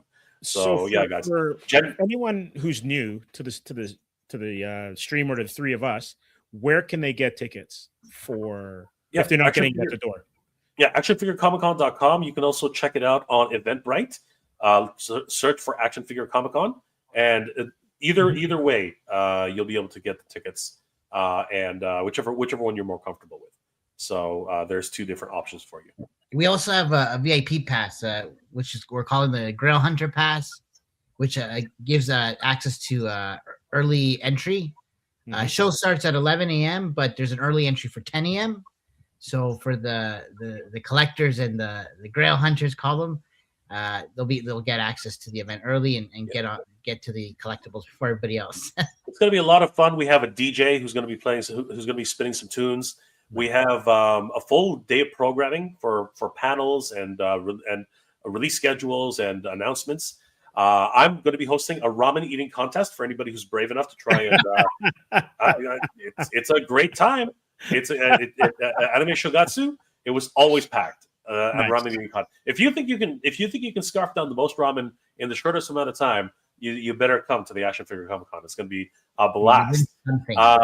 We might even have some performances and karaoke at the end of the night. So if you want to belt out the tunes and sing your heart out, definitely come by. It's going to be a lot of fun. We hope to see you guys there. So as long as there aren't any neighborhood cats, I'll give it a shot. Oh yeah. I can't wait. Steve serenades so well. He's a You're gonna have to battle chocolate. So amazing. Oh, I'm losing that one. I'm done. All right. I'll be like anyone that fought Mike Tyson in his prime. I'm in the ring for like 20 seconds and then I'm out. You be the hype man, you get in there anyway. Community, bro. We're all about community. Absolutely. Hey guys, definitely check out actionfigurecomiccon.com for all the information, and of course you can buy tickets from there too. Thanks. For sure. And so any other toys I think we had said Master of the Universe. Is there anything else that is on the horizon? Like I said, is there anything coming out of McFarlane since they're pumping out everything before they lose the license? So they're pumping out everything, brother. They're pumping out things. There was a rumor coming out days ago. Proliferated our good friends were at the Reluctant Adult podcast that Conan O'Brien was getting an action figure, which he's not. It's actually a figure of Extender Man or something like that. I can't remember his name. So that was fun. But he is pumping out DC figures right to the last docket. So we're probably going to see McFarlane figures all the way till December, and probably into 2027 before the license actually switches over. So that's cool for McFarlane. Obviously, Marvel Legends just continues to pump it out.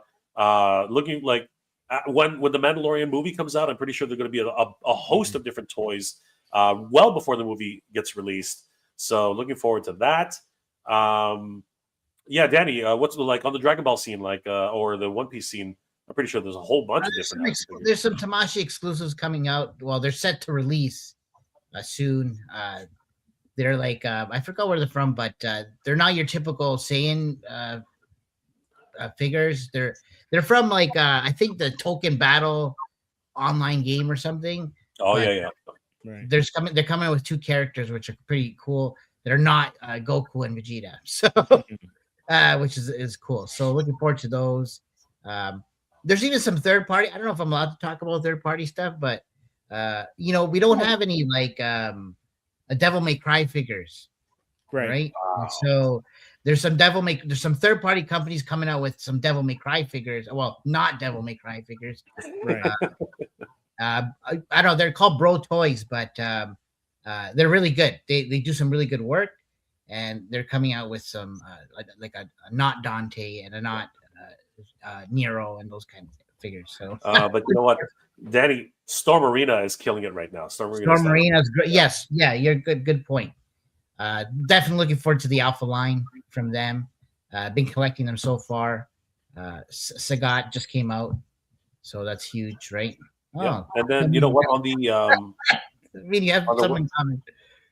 Omizi said at the top, her comment, you beheaded him.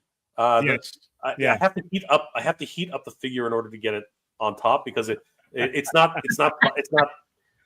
malleable plastic, so it would rip I think it's beyond janky. Okay, yeah. But it looks good when it's standing. So we do have another. We have more cooking. Like that's just the first rendition. Yeah. Wait till you see the next one coming.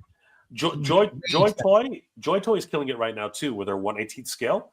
They're going to be releasing a whole host of different King of Fighters figures, as well as GI Joe figures. And that's the thing about one of the most exciting things about 2026 is that Hasbro and Mattel are both releasing licenses are for their most traditional brands that they've been holding on to for generations. Like GI Joe is actually getting figures in different formats. It's crazy. Like wow. Like things are just moving forward, and that's and. If anybody remembers, Thundercats from Super 7, Silverhawks from Super 7, and now, to complete the final trio, Tiger Sharks have finally been announced. Yeah. Take me back. Have finally been announced for Super 7. So we are with the Rankin and Bass trifecta has finally come full circle. So we're going to see Tiger Sharks. And there's so many questions about Tiger Sharks because do you release them in 2-packs? Because there's a pre-transform, there's the human and the tiger shark transformation. So how does that work? Because they look completely different when they're humans and when they're tiger sharks, right? So it's a mystery right now how that's going to work. So we are on bated breath to see how Super 7 is going to pull this one off. So yeah, a lot of great legacy brands that are coming out. I mentioned earlier. That Loyal Subjects is releasing, literally bringing back the 80s. My Buddy, Gem of the Holograms, My Pet Monster, like crazy. My Buddy. The jingle for My Buddy still makes me laugh. Yeah. Dude, My it's buddy to me. It's Chucky's theme song, man. It is pretty much. It's Chucky's freaking theme song, bro. It's freaking crazy, right? And then you know what? Nacelle is really bringing it back, man. Nacelle is going nuts. They have sectors. They're bringing back freaking sectors, man. They're bringing back all the hand puppets. It's crazy from the sectors releases. They're bringing back the Cowboys of Mumesa. Holy crap! Like that is a line which I was shocked. They're rounding out their Biker Mice from Mars license. So bringing all these villains in because the first wave had no villains whatsoever. So now we're bringing back all the villains. And they're getting to Star Trek. I can't believe they're actually tackling Star Trek where Playmates basically dropped the ball. Now they're coming in and swooping in and making figures, which hopefully will be good. Although they're having a rocky start about it. They just released a press release apologizing for the manufacturing process at this stage. So it's going to be interesting to see how far along they get with the Paramount license on that and where it actually leads. Because I think we've seen some of them at SDCC. We did. We saw some really great ones, and they look good. But for 112 scale figures, they look amazing. They have Captain Kirk. They have what's it called? The Genesis device. They have a whole bunch of different characters coming out. Captain Janeway, Crud. Commander Kruge or whatever his name was. A lot of different beautiful characters that people have always wanted, but have never ever really been produced. So it's going to be interesting to see how Nacelle goes about this. So looking forward to that. It'd be good to get a system. Yeah. Well, it's crazy how many new action figures are coming out in 2026. Before you hop on what you're going to talk about next, are there any what's the state of crowdfunding toys in 2026? Yeah, the independent scene is crazy. The Mighty Orbots just got their successfully funded action figure set. Wow. Can you believe the freaking Mighty Orbots? Like, absolutely crazy. And but it comes at a bittersweet moment, because I have to fact check this, but I think that it's not all roses and sunshine on that one. I'm not going to mention what happened, but there's a bit of controversy, not controversy, but there's been a bit of a bittersweet moment on that one. I'm just going to leave it at that. But the Mighty Orbots, man, crazy. Like a really obscure cartoon from the 80s getting a freaking toy line in 2026. Insane. I don't know, Danny, what I think you're looking forward to Odious? Oh yeah, I backed that one for sure. So I think hopefully, I don't know if it's this year. They should be out this year. Hopefully. No, I don't think so. I think no, another year. That's the thing with Kickstarters and action figures. It's quite the process, right? And you learn patience. So, but it's cool at the same time because you're anticipating it, right? And it's cool when you get those in your hands once they're ready to go. So yeah. We're going through that process soon too. I know you go through Kickstarters to your projects, but we have I think we're planning sooner than later, next few months, Kickstarter for El Dragoon. So. Oh, sweet. Yeah. Well, when that does happen, please come back on and tell us what it's all about. Oh yeah, 100%. We're going to be picking your brain, Steve. 100%. What's left of it? And there's just a whole bunch of different indie toys. Thundercats still has a Kickstarter for their role-playing game, which has blown it out of the water. They were asking for $2,000. They're upwards of almost close to $300,000 right now. What? It is insane. Yeah. If you want to look it up, Steve, it is the Thundercats role-playing game. It is insane. We just, like myself and my good friend JP of Thundercats Classics, we had an interview with Larry Kenny, the voice of Lion-O, the Lord of Thundercats, yesterday. It was a great interview. We had a great time, and he talked about his experience in voice acting, but at the same time being part of this Kickstarter. It was magical listening to his limericks and little stories. I asked him about being playing alongside Papa Huxtable, and he had some wonderful, fun little memories of that. So it was really cool. I'm gonna pull it up right now. I'm looking at the total, and it's mind blowing. Impressive. It's mind blowing. Yeah, quarter of $1,000,000, guys. They've raised on a $2,000 ask. They raised $250,000. They have literally what is that, Steve? 2,000%. I love that. Funded in 1 minute. Yeah. Wow. You know what? I hope you guys don't mind. I wouldn't mind clicking the go for video it. just to see what this is all about. Absolutely.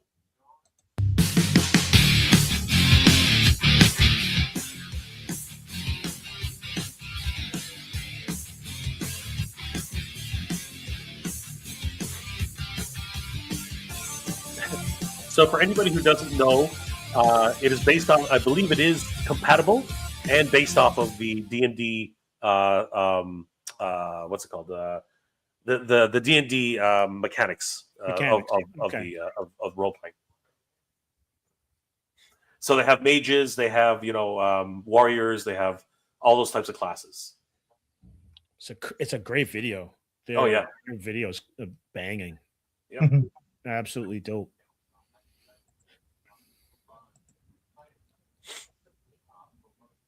Interesting. Yeah, lots of rewards, and there's still 45 hours to go, guys. So if you are interested in backing this project, you have until, I believe, Friday evening to actually put in your pledge. So best of luck, and congratulations to these guys. Oh, and fun fact, actually, Steve, if you want to go to the end of the video, if you want to go right to the end, Lynn Vander, go back. No, that's too much. Back? Just go back to the logo. Yeah, click. So go a little bit further back. So Lynn Vander Studios, guys. talking about locals, Lynn Vander Studios is in Guelph, Ontario. Oh wow. Yeah, they're a hop, skip, and a jump away from Hamilton. So yeah. So guys, Canadian Connection raising $250,000 in the span of 31 days. In freaking incredible. So congratulations to all the guys from Lynn Vander Studios. I know Tommy myself. He's a really humble guy, and he's all about the role playing games. So congratulations to Tommy and his crew. These guys are killing it. Oh, that's great. Respect due though. If you keep scrolling down a bit, you can see the bundle for the Larry there it is. There's the Larry Kemney bundle. This one I think is very, very popular. So if you guys want to pick that one, if you want to pick this one up, it's a really cool set. And I love it. Limited to 1,985 copies. Yeah, that's beautiful. Pretty cool. Well done. Adventure guide. And of course, it comes with many of the comics themselves. So Dynamite's going all out with this one. So it's a lot of fun. Character sheet pack. Oh, you get your own. You get your customized dice. Yep. Sweet. And then your dice tray. Dice tray. Yep. Still one of the best logos in all of pop culture. The graphic design on that was just incredible. One of the absolute classics. So yeah, really looking forward to this in terms of like independent projects. Obviously, it's not as independent as because it's connected to Dynamite, but it is in terms of comics, this is a great segue into comics, by the way. So it's really great, guys. I encourage you to look it up. It is the Thundercats RPG. So guys, definitely check it out and support the project. It is blown out of the water. They've hit all their extra goals. So everyone's getting a lot of great stuff for this project. So absolutely. Like that's stunning. Absolutely. And speaking of comics, we're going to take a look at what 2026 has in store. Some stuff caught me off guard because we got a little bit of the stuff on the back end of 2025, but like there's a lot going to be going on this year for comics. Major crossover with Marvel and DC again, this time with, I guess, the granddaddy of the crossovers being rebooted, this time with Spider-Man and Superman teaming up again, with Marvel having their own version and DC doing the same thing as they've done with Batman and Deadpool and some of the other ones that they've had beforehand. But like Archie's getting a reboot.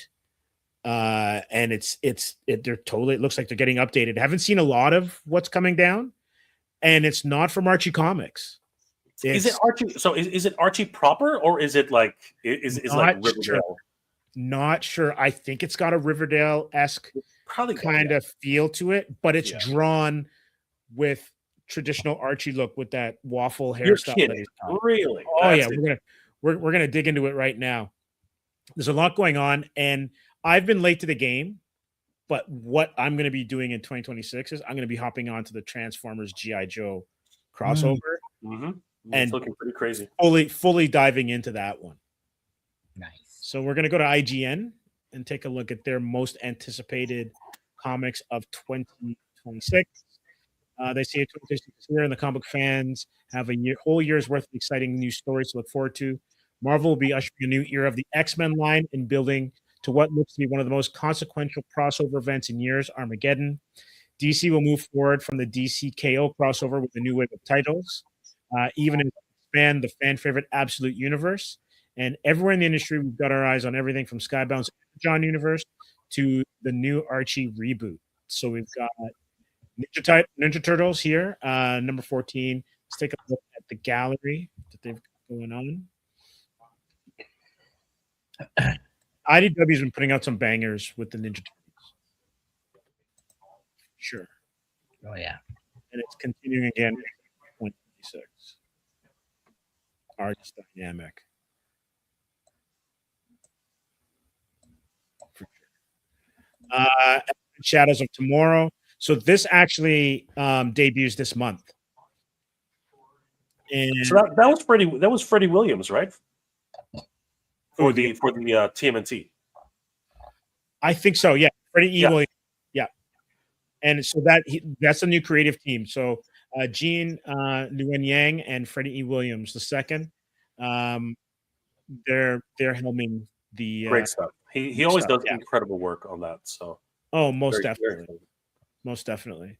And so for the X-Men franchises right now, 2025, the conclusion of the line-wide crossover called Age of Revelation. And then it says, expect plenty of the new titles and the fresh starting points for continuing books like Wolverine X-Men and Uncanny X-Men. We're especially intrigued by Eve L. Ewing and Tiago Paulman's X-Men United, which seemingly deals with Emma Frost creating a psychic haven for mutant kind to replace the real one they lost with Krakoa. So X-Men's always up for reinvention. It seems like they're like Spock, but like they do it every 7 months as opposed to every 7 years. He does his bolting. DC Next Level, we covered this earlier on or late last year. So their initiative, their all-in initiative is on fire. And so we're getting Lobo, Batwoman, and Terminator books. And their absolute line is still rocking. I actually picked up the Batman Wonder Woman crossover and gave that a read. So I have to pick up where Wonder Woman goes into Batman's book, and it's a lot of fun. It's what they're doing and the way that they're kind of just changing things up. It's really exciting.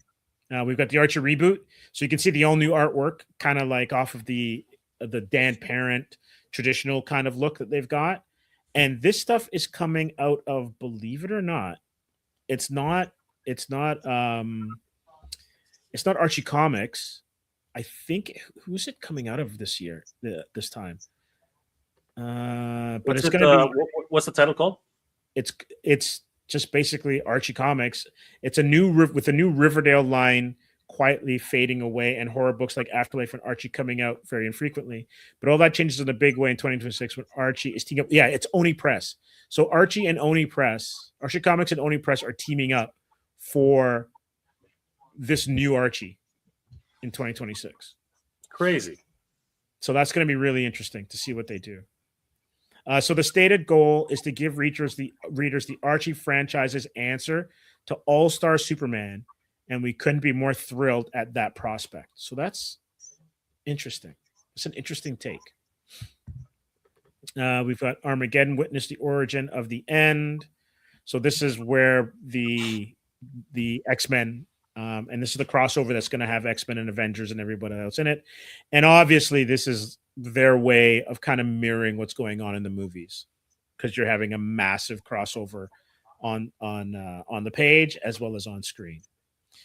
So we don't know what the deal about Armageddon is yet, other than it's just being spearheaded by Captain America writer Chip Zdarsky, and it's said to shake up the Avengers franchise in a way we haven't seen since 2004 Avengers Disassembled. And that led into No More Mutants and everything as well too. So they're looking to reshape everything for Marvel, and Marvel could use a boost with the Ultimate line shutting down. I would have to say that DC's kind of they're on point a little bit more than Marvel is right now. So it'll be interesting to see what happens. This Absolute Universe is killing it, man. Mm-hmm. Definitely. Oh my god. Like that Wonder Woman is what the hell? Oh yeah. Yeah, and I think this is Cho. This is She's on a whole another level. Oh yeah. They're just having fun with it, man. They're absolutely having fun with it. So they're going along. Danny, we're getting Vertigo. Vertigo's back as well too this year. That's great. Danny, if there's one book you got to read, it's definitely got to be all the Absolute Batman. Like that is just crazy. Yeah, Danny, it's so much mayhem. You'd love it. Perfect. My favorite of all of them, I've said this all last year, was Absolute Wonder Woman, because basically, again, like I love Greek mythology and all that stuff. They lean heavily into it, but she's almost like a barbarian and Thor put together. She's OP, man. She's way too overpowered. She is so cool. Oh, nice. Batman tries to challenge her, and it's just like, this is not going to go well. This is going to be bad. Yeah, so it was a lot of fun. Their crossover in her book was a lot of fun, and their dynamic is it's a good read. That's all I'll say. I can check it out. Yeah, check it out, brother. It's crazy. Negative Burn.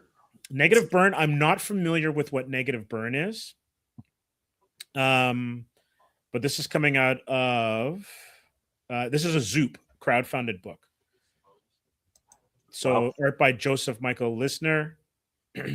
Says, fortunately, the series is making its long overdue return. So I guess it's by Joe Pruitt, and he's crowdfunding it. So we all know what that's all about.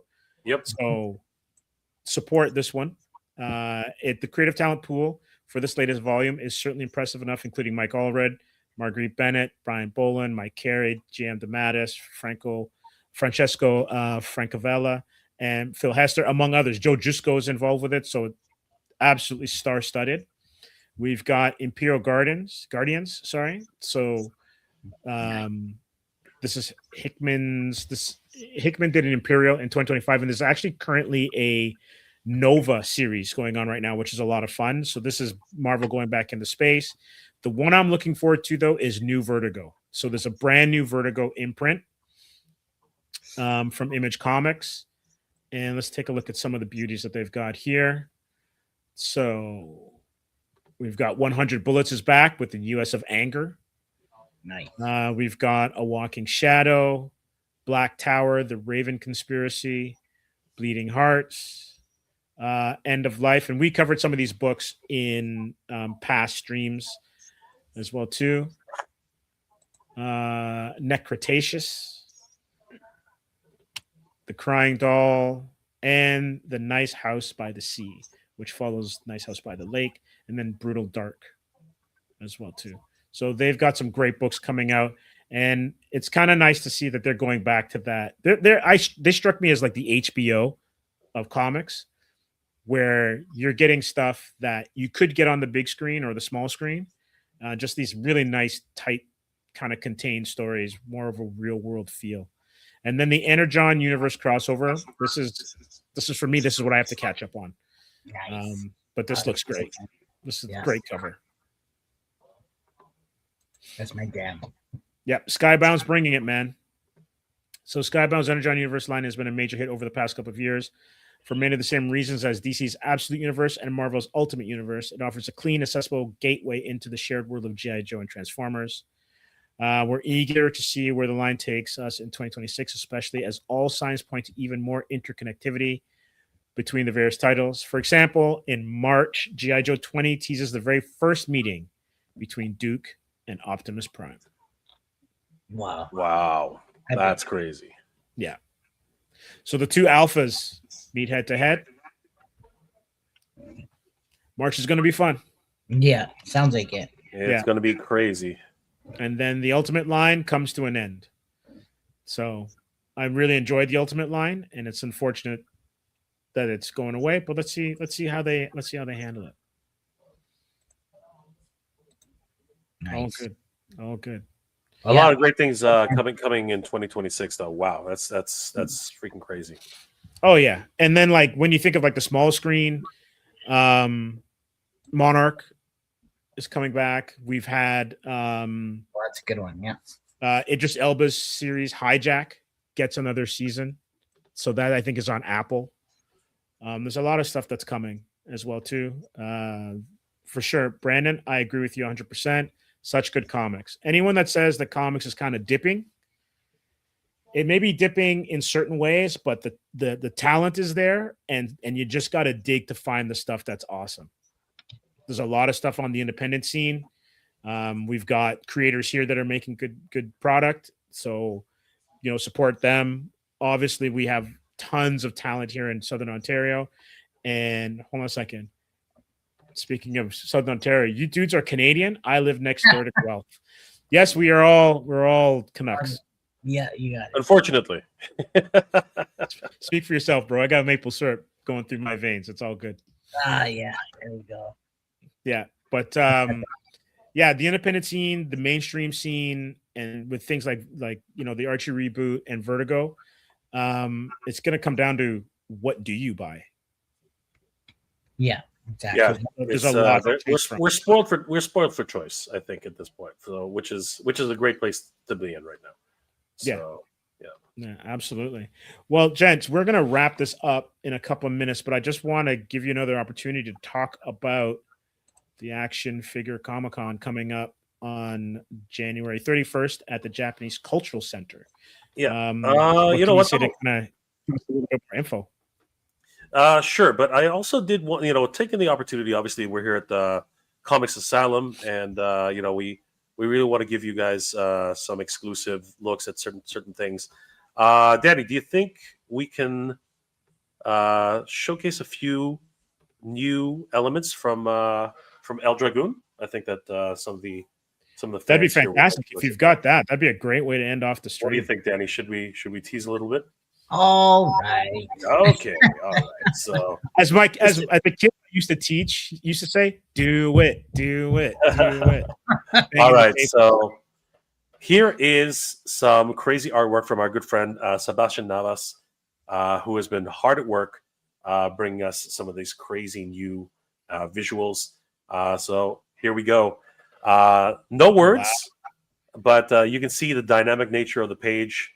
I mean, not even going to explain what's going on here, but yeah, there's a lot of elements happening here. You can see so many different things, part of the actual mythos itself, but you have to definitely dive in deep for this one. That looks great. But before you go ahead, I just want to thank Brandon for becoming a new member. Oh yeah, thank you. Huge thanks to Brandon. Thanks, Brandon. Awesome. You're helping. Thank you. Really supporting the channel. Thank you guys. That is phenomenal. Oh, and the colors make it. Yeah, the colors. Oh yeah, that's great. Yeah. So, trying to bring it all together, right?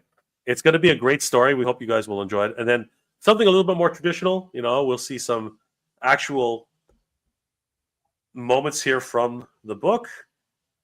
I'm not going to get too far into it, but it's going to be a lot of fun. And again, look, this is a page. This is a real page. This is crazy. Mm-hmm. Look at all the pieces coming together, and just like, I love the perspective. You know what I mean? Yeah, these are great pencils and inks, and the colorist is going to have a great time. Yeah, what a dive! It's going to be crazy. We cooking, man. Yeah. The colors are just so dynamic. We're really excited about how the book is coming along, and we'll have some more information about the Kickstarter coming soon. So, guys, we do hope that you guys support us with this brand new endeavor. This, of course, is the brainchild of our good friend Danny Green. Danny, tell us a little bit about how you came up with the character of El Dragoon. That's a good question. Well, it's something that I dreamt about this character many years ago, and initially it was supposed to be kind of like a Batman slash dragon kind of inspired type character, a crime fighter with dragonish type powers and that kind of thing. And at that time, I was actually attending a wrestling a gym called Battle Arts. I was there actually for boxing, but it's a big wrestling gym as well. And so every time I was there training, you would see all these wrestling guys doing their thing. And that, we all grew up watching WWE or WWF, right? So definitely a lot of inspiration in this book from that. But this is just a mashup of all the things we kind of grew up with. I think I say it's kind of like a mash between lucha wrestling, WWE, Street Fighter, and then maybe some Dragon Ball. So as the story progresses, you kind of learn a little bit of that. But as you can see here, there's a match going on, obviously. But I wanted to bring something up. Actually, at the event, we have a good friend, local super Hannah. She's a amazing cosplayer, but she's actually going to be cosplaying one of these characters at the event. Yeah, so I met her at WrestleFest, and she actually won the cosplay contest, the wrestling cosplay contest there. And she came by our booth, and we chatted about the project we're working on.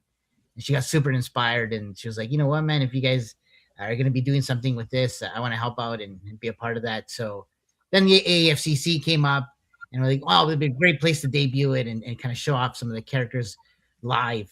So, but it's basically about a luchador wrestler named Juan Juanes, who he's at the peak of his career, and then something tragic happens to him where he basically leaves wrestling for a very long time, and then something happens in his life that basically draws him back to wrestling and having to go back into training, and he figures out that he's a part of something bigger in the world, and basically the story's about that, following his adventure and him kind of figuring out his past and that kind of thing, and leading him to some crazy adventures and matches. So yeah, it's pretty cool, man, and great team behind it. Sebastian Nevas, the artist behind here. Damien is also doing the colors, and then we have Gilly Reich's Comics, which has been helping us with some of the script writing. And so collectively, we're kind of like Voltron right now, and and we're putting out a cool product. And we have a cool little fan base as well in the U.S. From doing some of the events there, and so we're going to be out there as well promoting it, and as well as AFCC. And yeah, man, it's just it's been a wild ride, right? And big, huge learning process. You know what it takes to make books and toys, and yeah, it's just been a lot of fun and a great ride. And this is just the beginning. So you know, we're looking to take the story as far as we can, maybe into animation, Hollywood. Who knows, right? Why not? Why not, right? The cool thing is actually we got approached by some toy manufacturers and toy companies regarding our IP here. So yeah, man. So they're super interested in working with us, and so all I can say is stay tuned. You know, we got some cool things coming. So yeah, so and of course, thanks again, Steve, for letting us come on to Comics Asylum and talk a little bit about Action Figure Comic Con. Guys, Action Figure Comic Con will be happening on January 31st, 2026 at the Japanese Canadian Culture Center, 6 Sakurai in Toronto, Ontario. It's going to be great. We got a lot of wonderful guests coming, cosplayers, local cosplayers who are wonderfully talented and, again, have worked really hard to prepare for the show. Many of them are listed here on the Action Figure Comic Con page. Local super, lovely Miss Whitney, lovely Miss Whitney, Omizi, who's actually in the chat. Huge shout out to Omizi. She's been a huge supporter of the event, always shouting us out and giving us wonderful props. So massive shout out to her. Super Malbert, Pink Ranger, Jerry B. Debris. I can't even pronounce half of these names. The 13th Geek. You know, a lot of great, wonderful cosplayers. The Kitty and Angel cosplay. Amanda 93 Wonder Woman. She's coming in from Montreal to come be a part of the event. So crazy. Love that. Thank you to her for doing that. Right. Toronto Vader, you know, very costs, Midnight Sleep, Bunny Bombshell. Again, incredible, talented people. Big Jack Films, good friend of mine. He's going to be coming. And of course, he's going to have his traditional cosplay LARP battle. It's going to be fun. Hopefully there's going to be enough room in the parking lot. We'll see what happens. Tony Stark impersonator. You know, again, I could keep going forever. These people are just absolutely talented and wonderful ambassadors for the event. They're going to be all participating in the cosplay walk-off, and we probably will have a masquerade at the end of the show as well, giving away some great prizes. So it's going to be a lot of fun. Please, guys, definitely head over to Action Figure Comic Con. Check out all of these guys. Click on their profiles. Each of these linked up to their Instagram pages. Definitely give them all a like and a follow, and tell them that the Action Figure Comic Con and the Titans Talking Toys sent you. Rody Media is going to be there doing some wonderful cosplay photography. So we're going to have a whole area set up for them. It's going to be a lot of fun. So if you want to get your picture taken, and of course we want to thank the Toronto Game Expo for their support. So guys, definitely check them out as well. And of course, we do want to thank our sponsors for the event, specifically Titan Toys. So, Steve, you asked about what our most anticipated figures were. I think that definitely the Hush line from Gong Studios is going to be on the top of many people's lists. I mean, this they've just been making waves on this. I mean, look at the Superman from Hush. He looks crazy. The soft goods, the all the additional accessories. Obviously, we see Poison Ivy taking over Superman's consciousness there. But you see the underlay body on top of the suit, just so crazy. The head sculpt is just like on point. Everything about this character is just. I will argue that's the best hair of any Superman sculpt ever. Look at that. It's got the little curl. It's got the little curls, man. It's got body. It's got the curl. Yeah. Oh yeah. It's got everything you've ever wanted. Gong Studios is really killing it for their overall line. I mean, they first came on the scene with Kingdom Come, Superman, and Shazam, and they've just continued to make waves. And this one's available for pre-order right now on TitanToys.com for only $125 USD, $31.25 USD plan for only 4 payments. But then we got tons of other things on TitanToys.com. The 85th anniversary. Holy crap! 85 years of freaking Wolverine. Can you believe that? No. Maybe Marvel. It's Marvel, yeah. It's Marvel. But I mean, like 85 years of Marvel. And yeah, man, like he's looking pretty square on that head. That's actually pretty cool. Yeah. Yeah, he's definitely got the new body. The proportions that's him. That is definitely Wolverine. Very stocky, right? And very traditional in terms of his overall look. Available for pre-order on TitanToys.com, only $34 USD. And then we, of course, have the amazing Yamaguchi Reveltech. If you want ultimate posability, Steve, this is the ultimate posability for any action figure. These guys go above and beyond for their dynamic poses for action figures, and this really shows it. The symbiote Spider-Man. I mean, look at that pose. That's just ridiculous. Even what's it called? The Maximum Spider for Marvel Legends just cannot compete with this level of dynamic pose. I mean, look at that. That's just insane. That's right out of the comics. Yeah, they've gotten a lot better with hiding their articulation points. So, and then they could just come with a host of accessories. The symbiote scream, right? The actual webs, and of course all those whip hands and different hands. But yeah, the dynamic nature of this character. Look at that, just absolutely insane. So yeah, like we got tons and tons of new figures coming out all the time, and they're all available at TitanToys.com. And talking about Transformers, I mean, MPG 20, the new Masterpiece line. This is just getting freaking nuts. A true Hot Rod, Rodimus Prime, but this was Hot Rod actually. And a lot of people have been waiting for a true Masterpiece edition of Hot Rod, and this one's looking pretty sick. Literally, like he jumped off of the cartoon screen, and just in time for the G.I. Joe crossover. Yeah. So it's going to be a lot of fun. This guy looks nuts. My brother, if he sees, I can't show this to my brother. If he sees it, he's going to freaking spend all his money. It's going to be crazy. And then even Batman Returns. Like, I love the way Batman Returns has always been given the bad rap, but everybody loves it.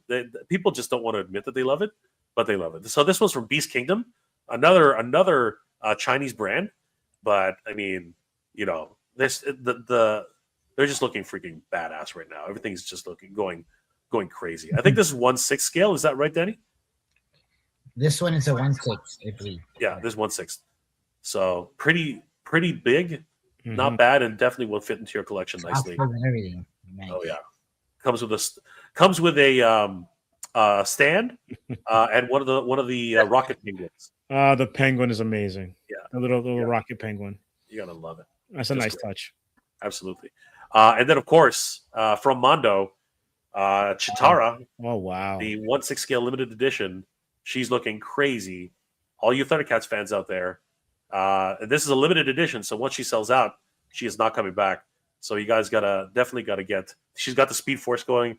You know what I mean? Like this is the Chitara. Obviously inspired by Dynamite Comics as well as the cartoon. But yeah, definitely looking forward to this. Comes with a burble. Actually comes with a freaking burble. So definitely looking forward to all these wonderful new toys. Guys, definitely check out titanstoys.com for all your action figure needs. They are the exclusive distributor of Mask here in Canada, so you don't want to miss out on being able to get your brand new Mask vehicles from 2026. Icon Heroes Jiu-Jitsu as well, and of course, Pokemon. Lots of different card games. I can't believe how card games have just exploded. They've exploded, man. Dude, it's nuts. It's absolutely crazy. There's also a giveaway.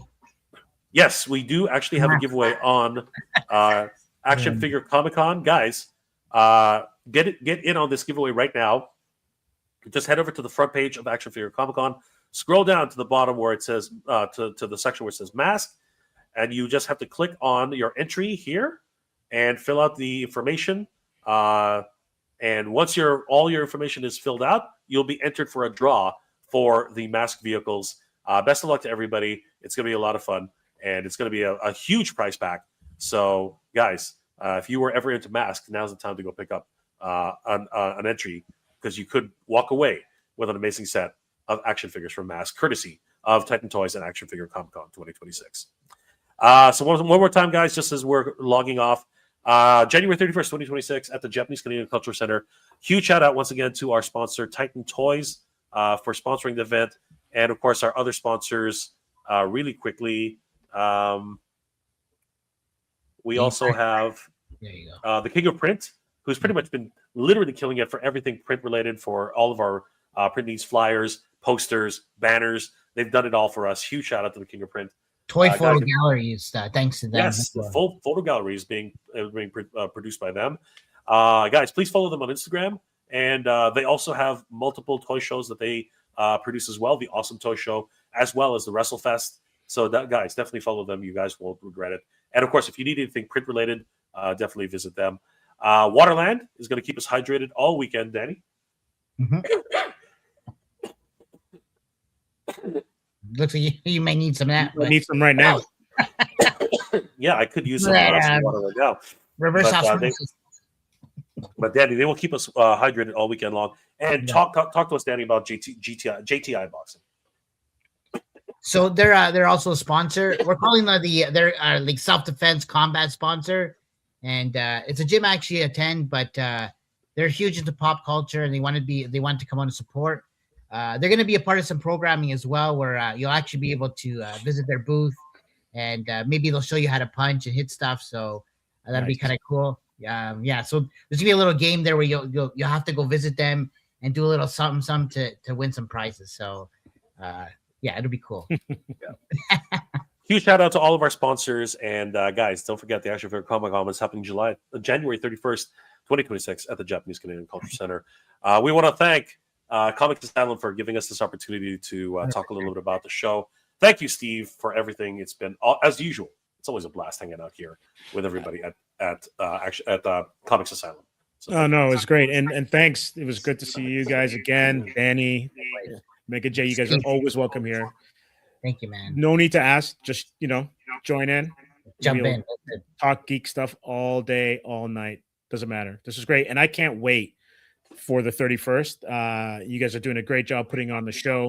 You've put together a great format, and the guest lists and the sponsors, everything just is like it's popping. So I can't wait to be there. Yeah, guys, share as much as you can, get the word out. Buy your tickets online. You'll save a few bucks by doing that. And we will have some group purchases. Like if you have a group of 5 or more, tickets will be cheaper at the door and that kind of thing, right? So we do have some actually community groups coming out, that kind of thing. Some charity type things coming out as well. So, anyways, the Toronto Ghostbusters will be there, right, Danny? Yeah, they're that's another one. So it's gonna be fun. We're trying to figure out where to put their Stay Puft, because he's about 30 feet tall. The Ectomobile will 100% be there, though. You'll be able to see the Ectomobile in person. So take some pictures, guys. So yeah, guys, it's gonna be a lot of fun.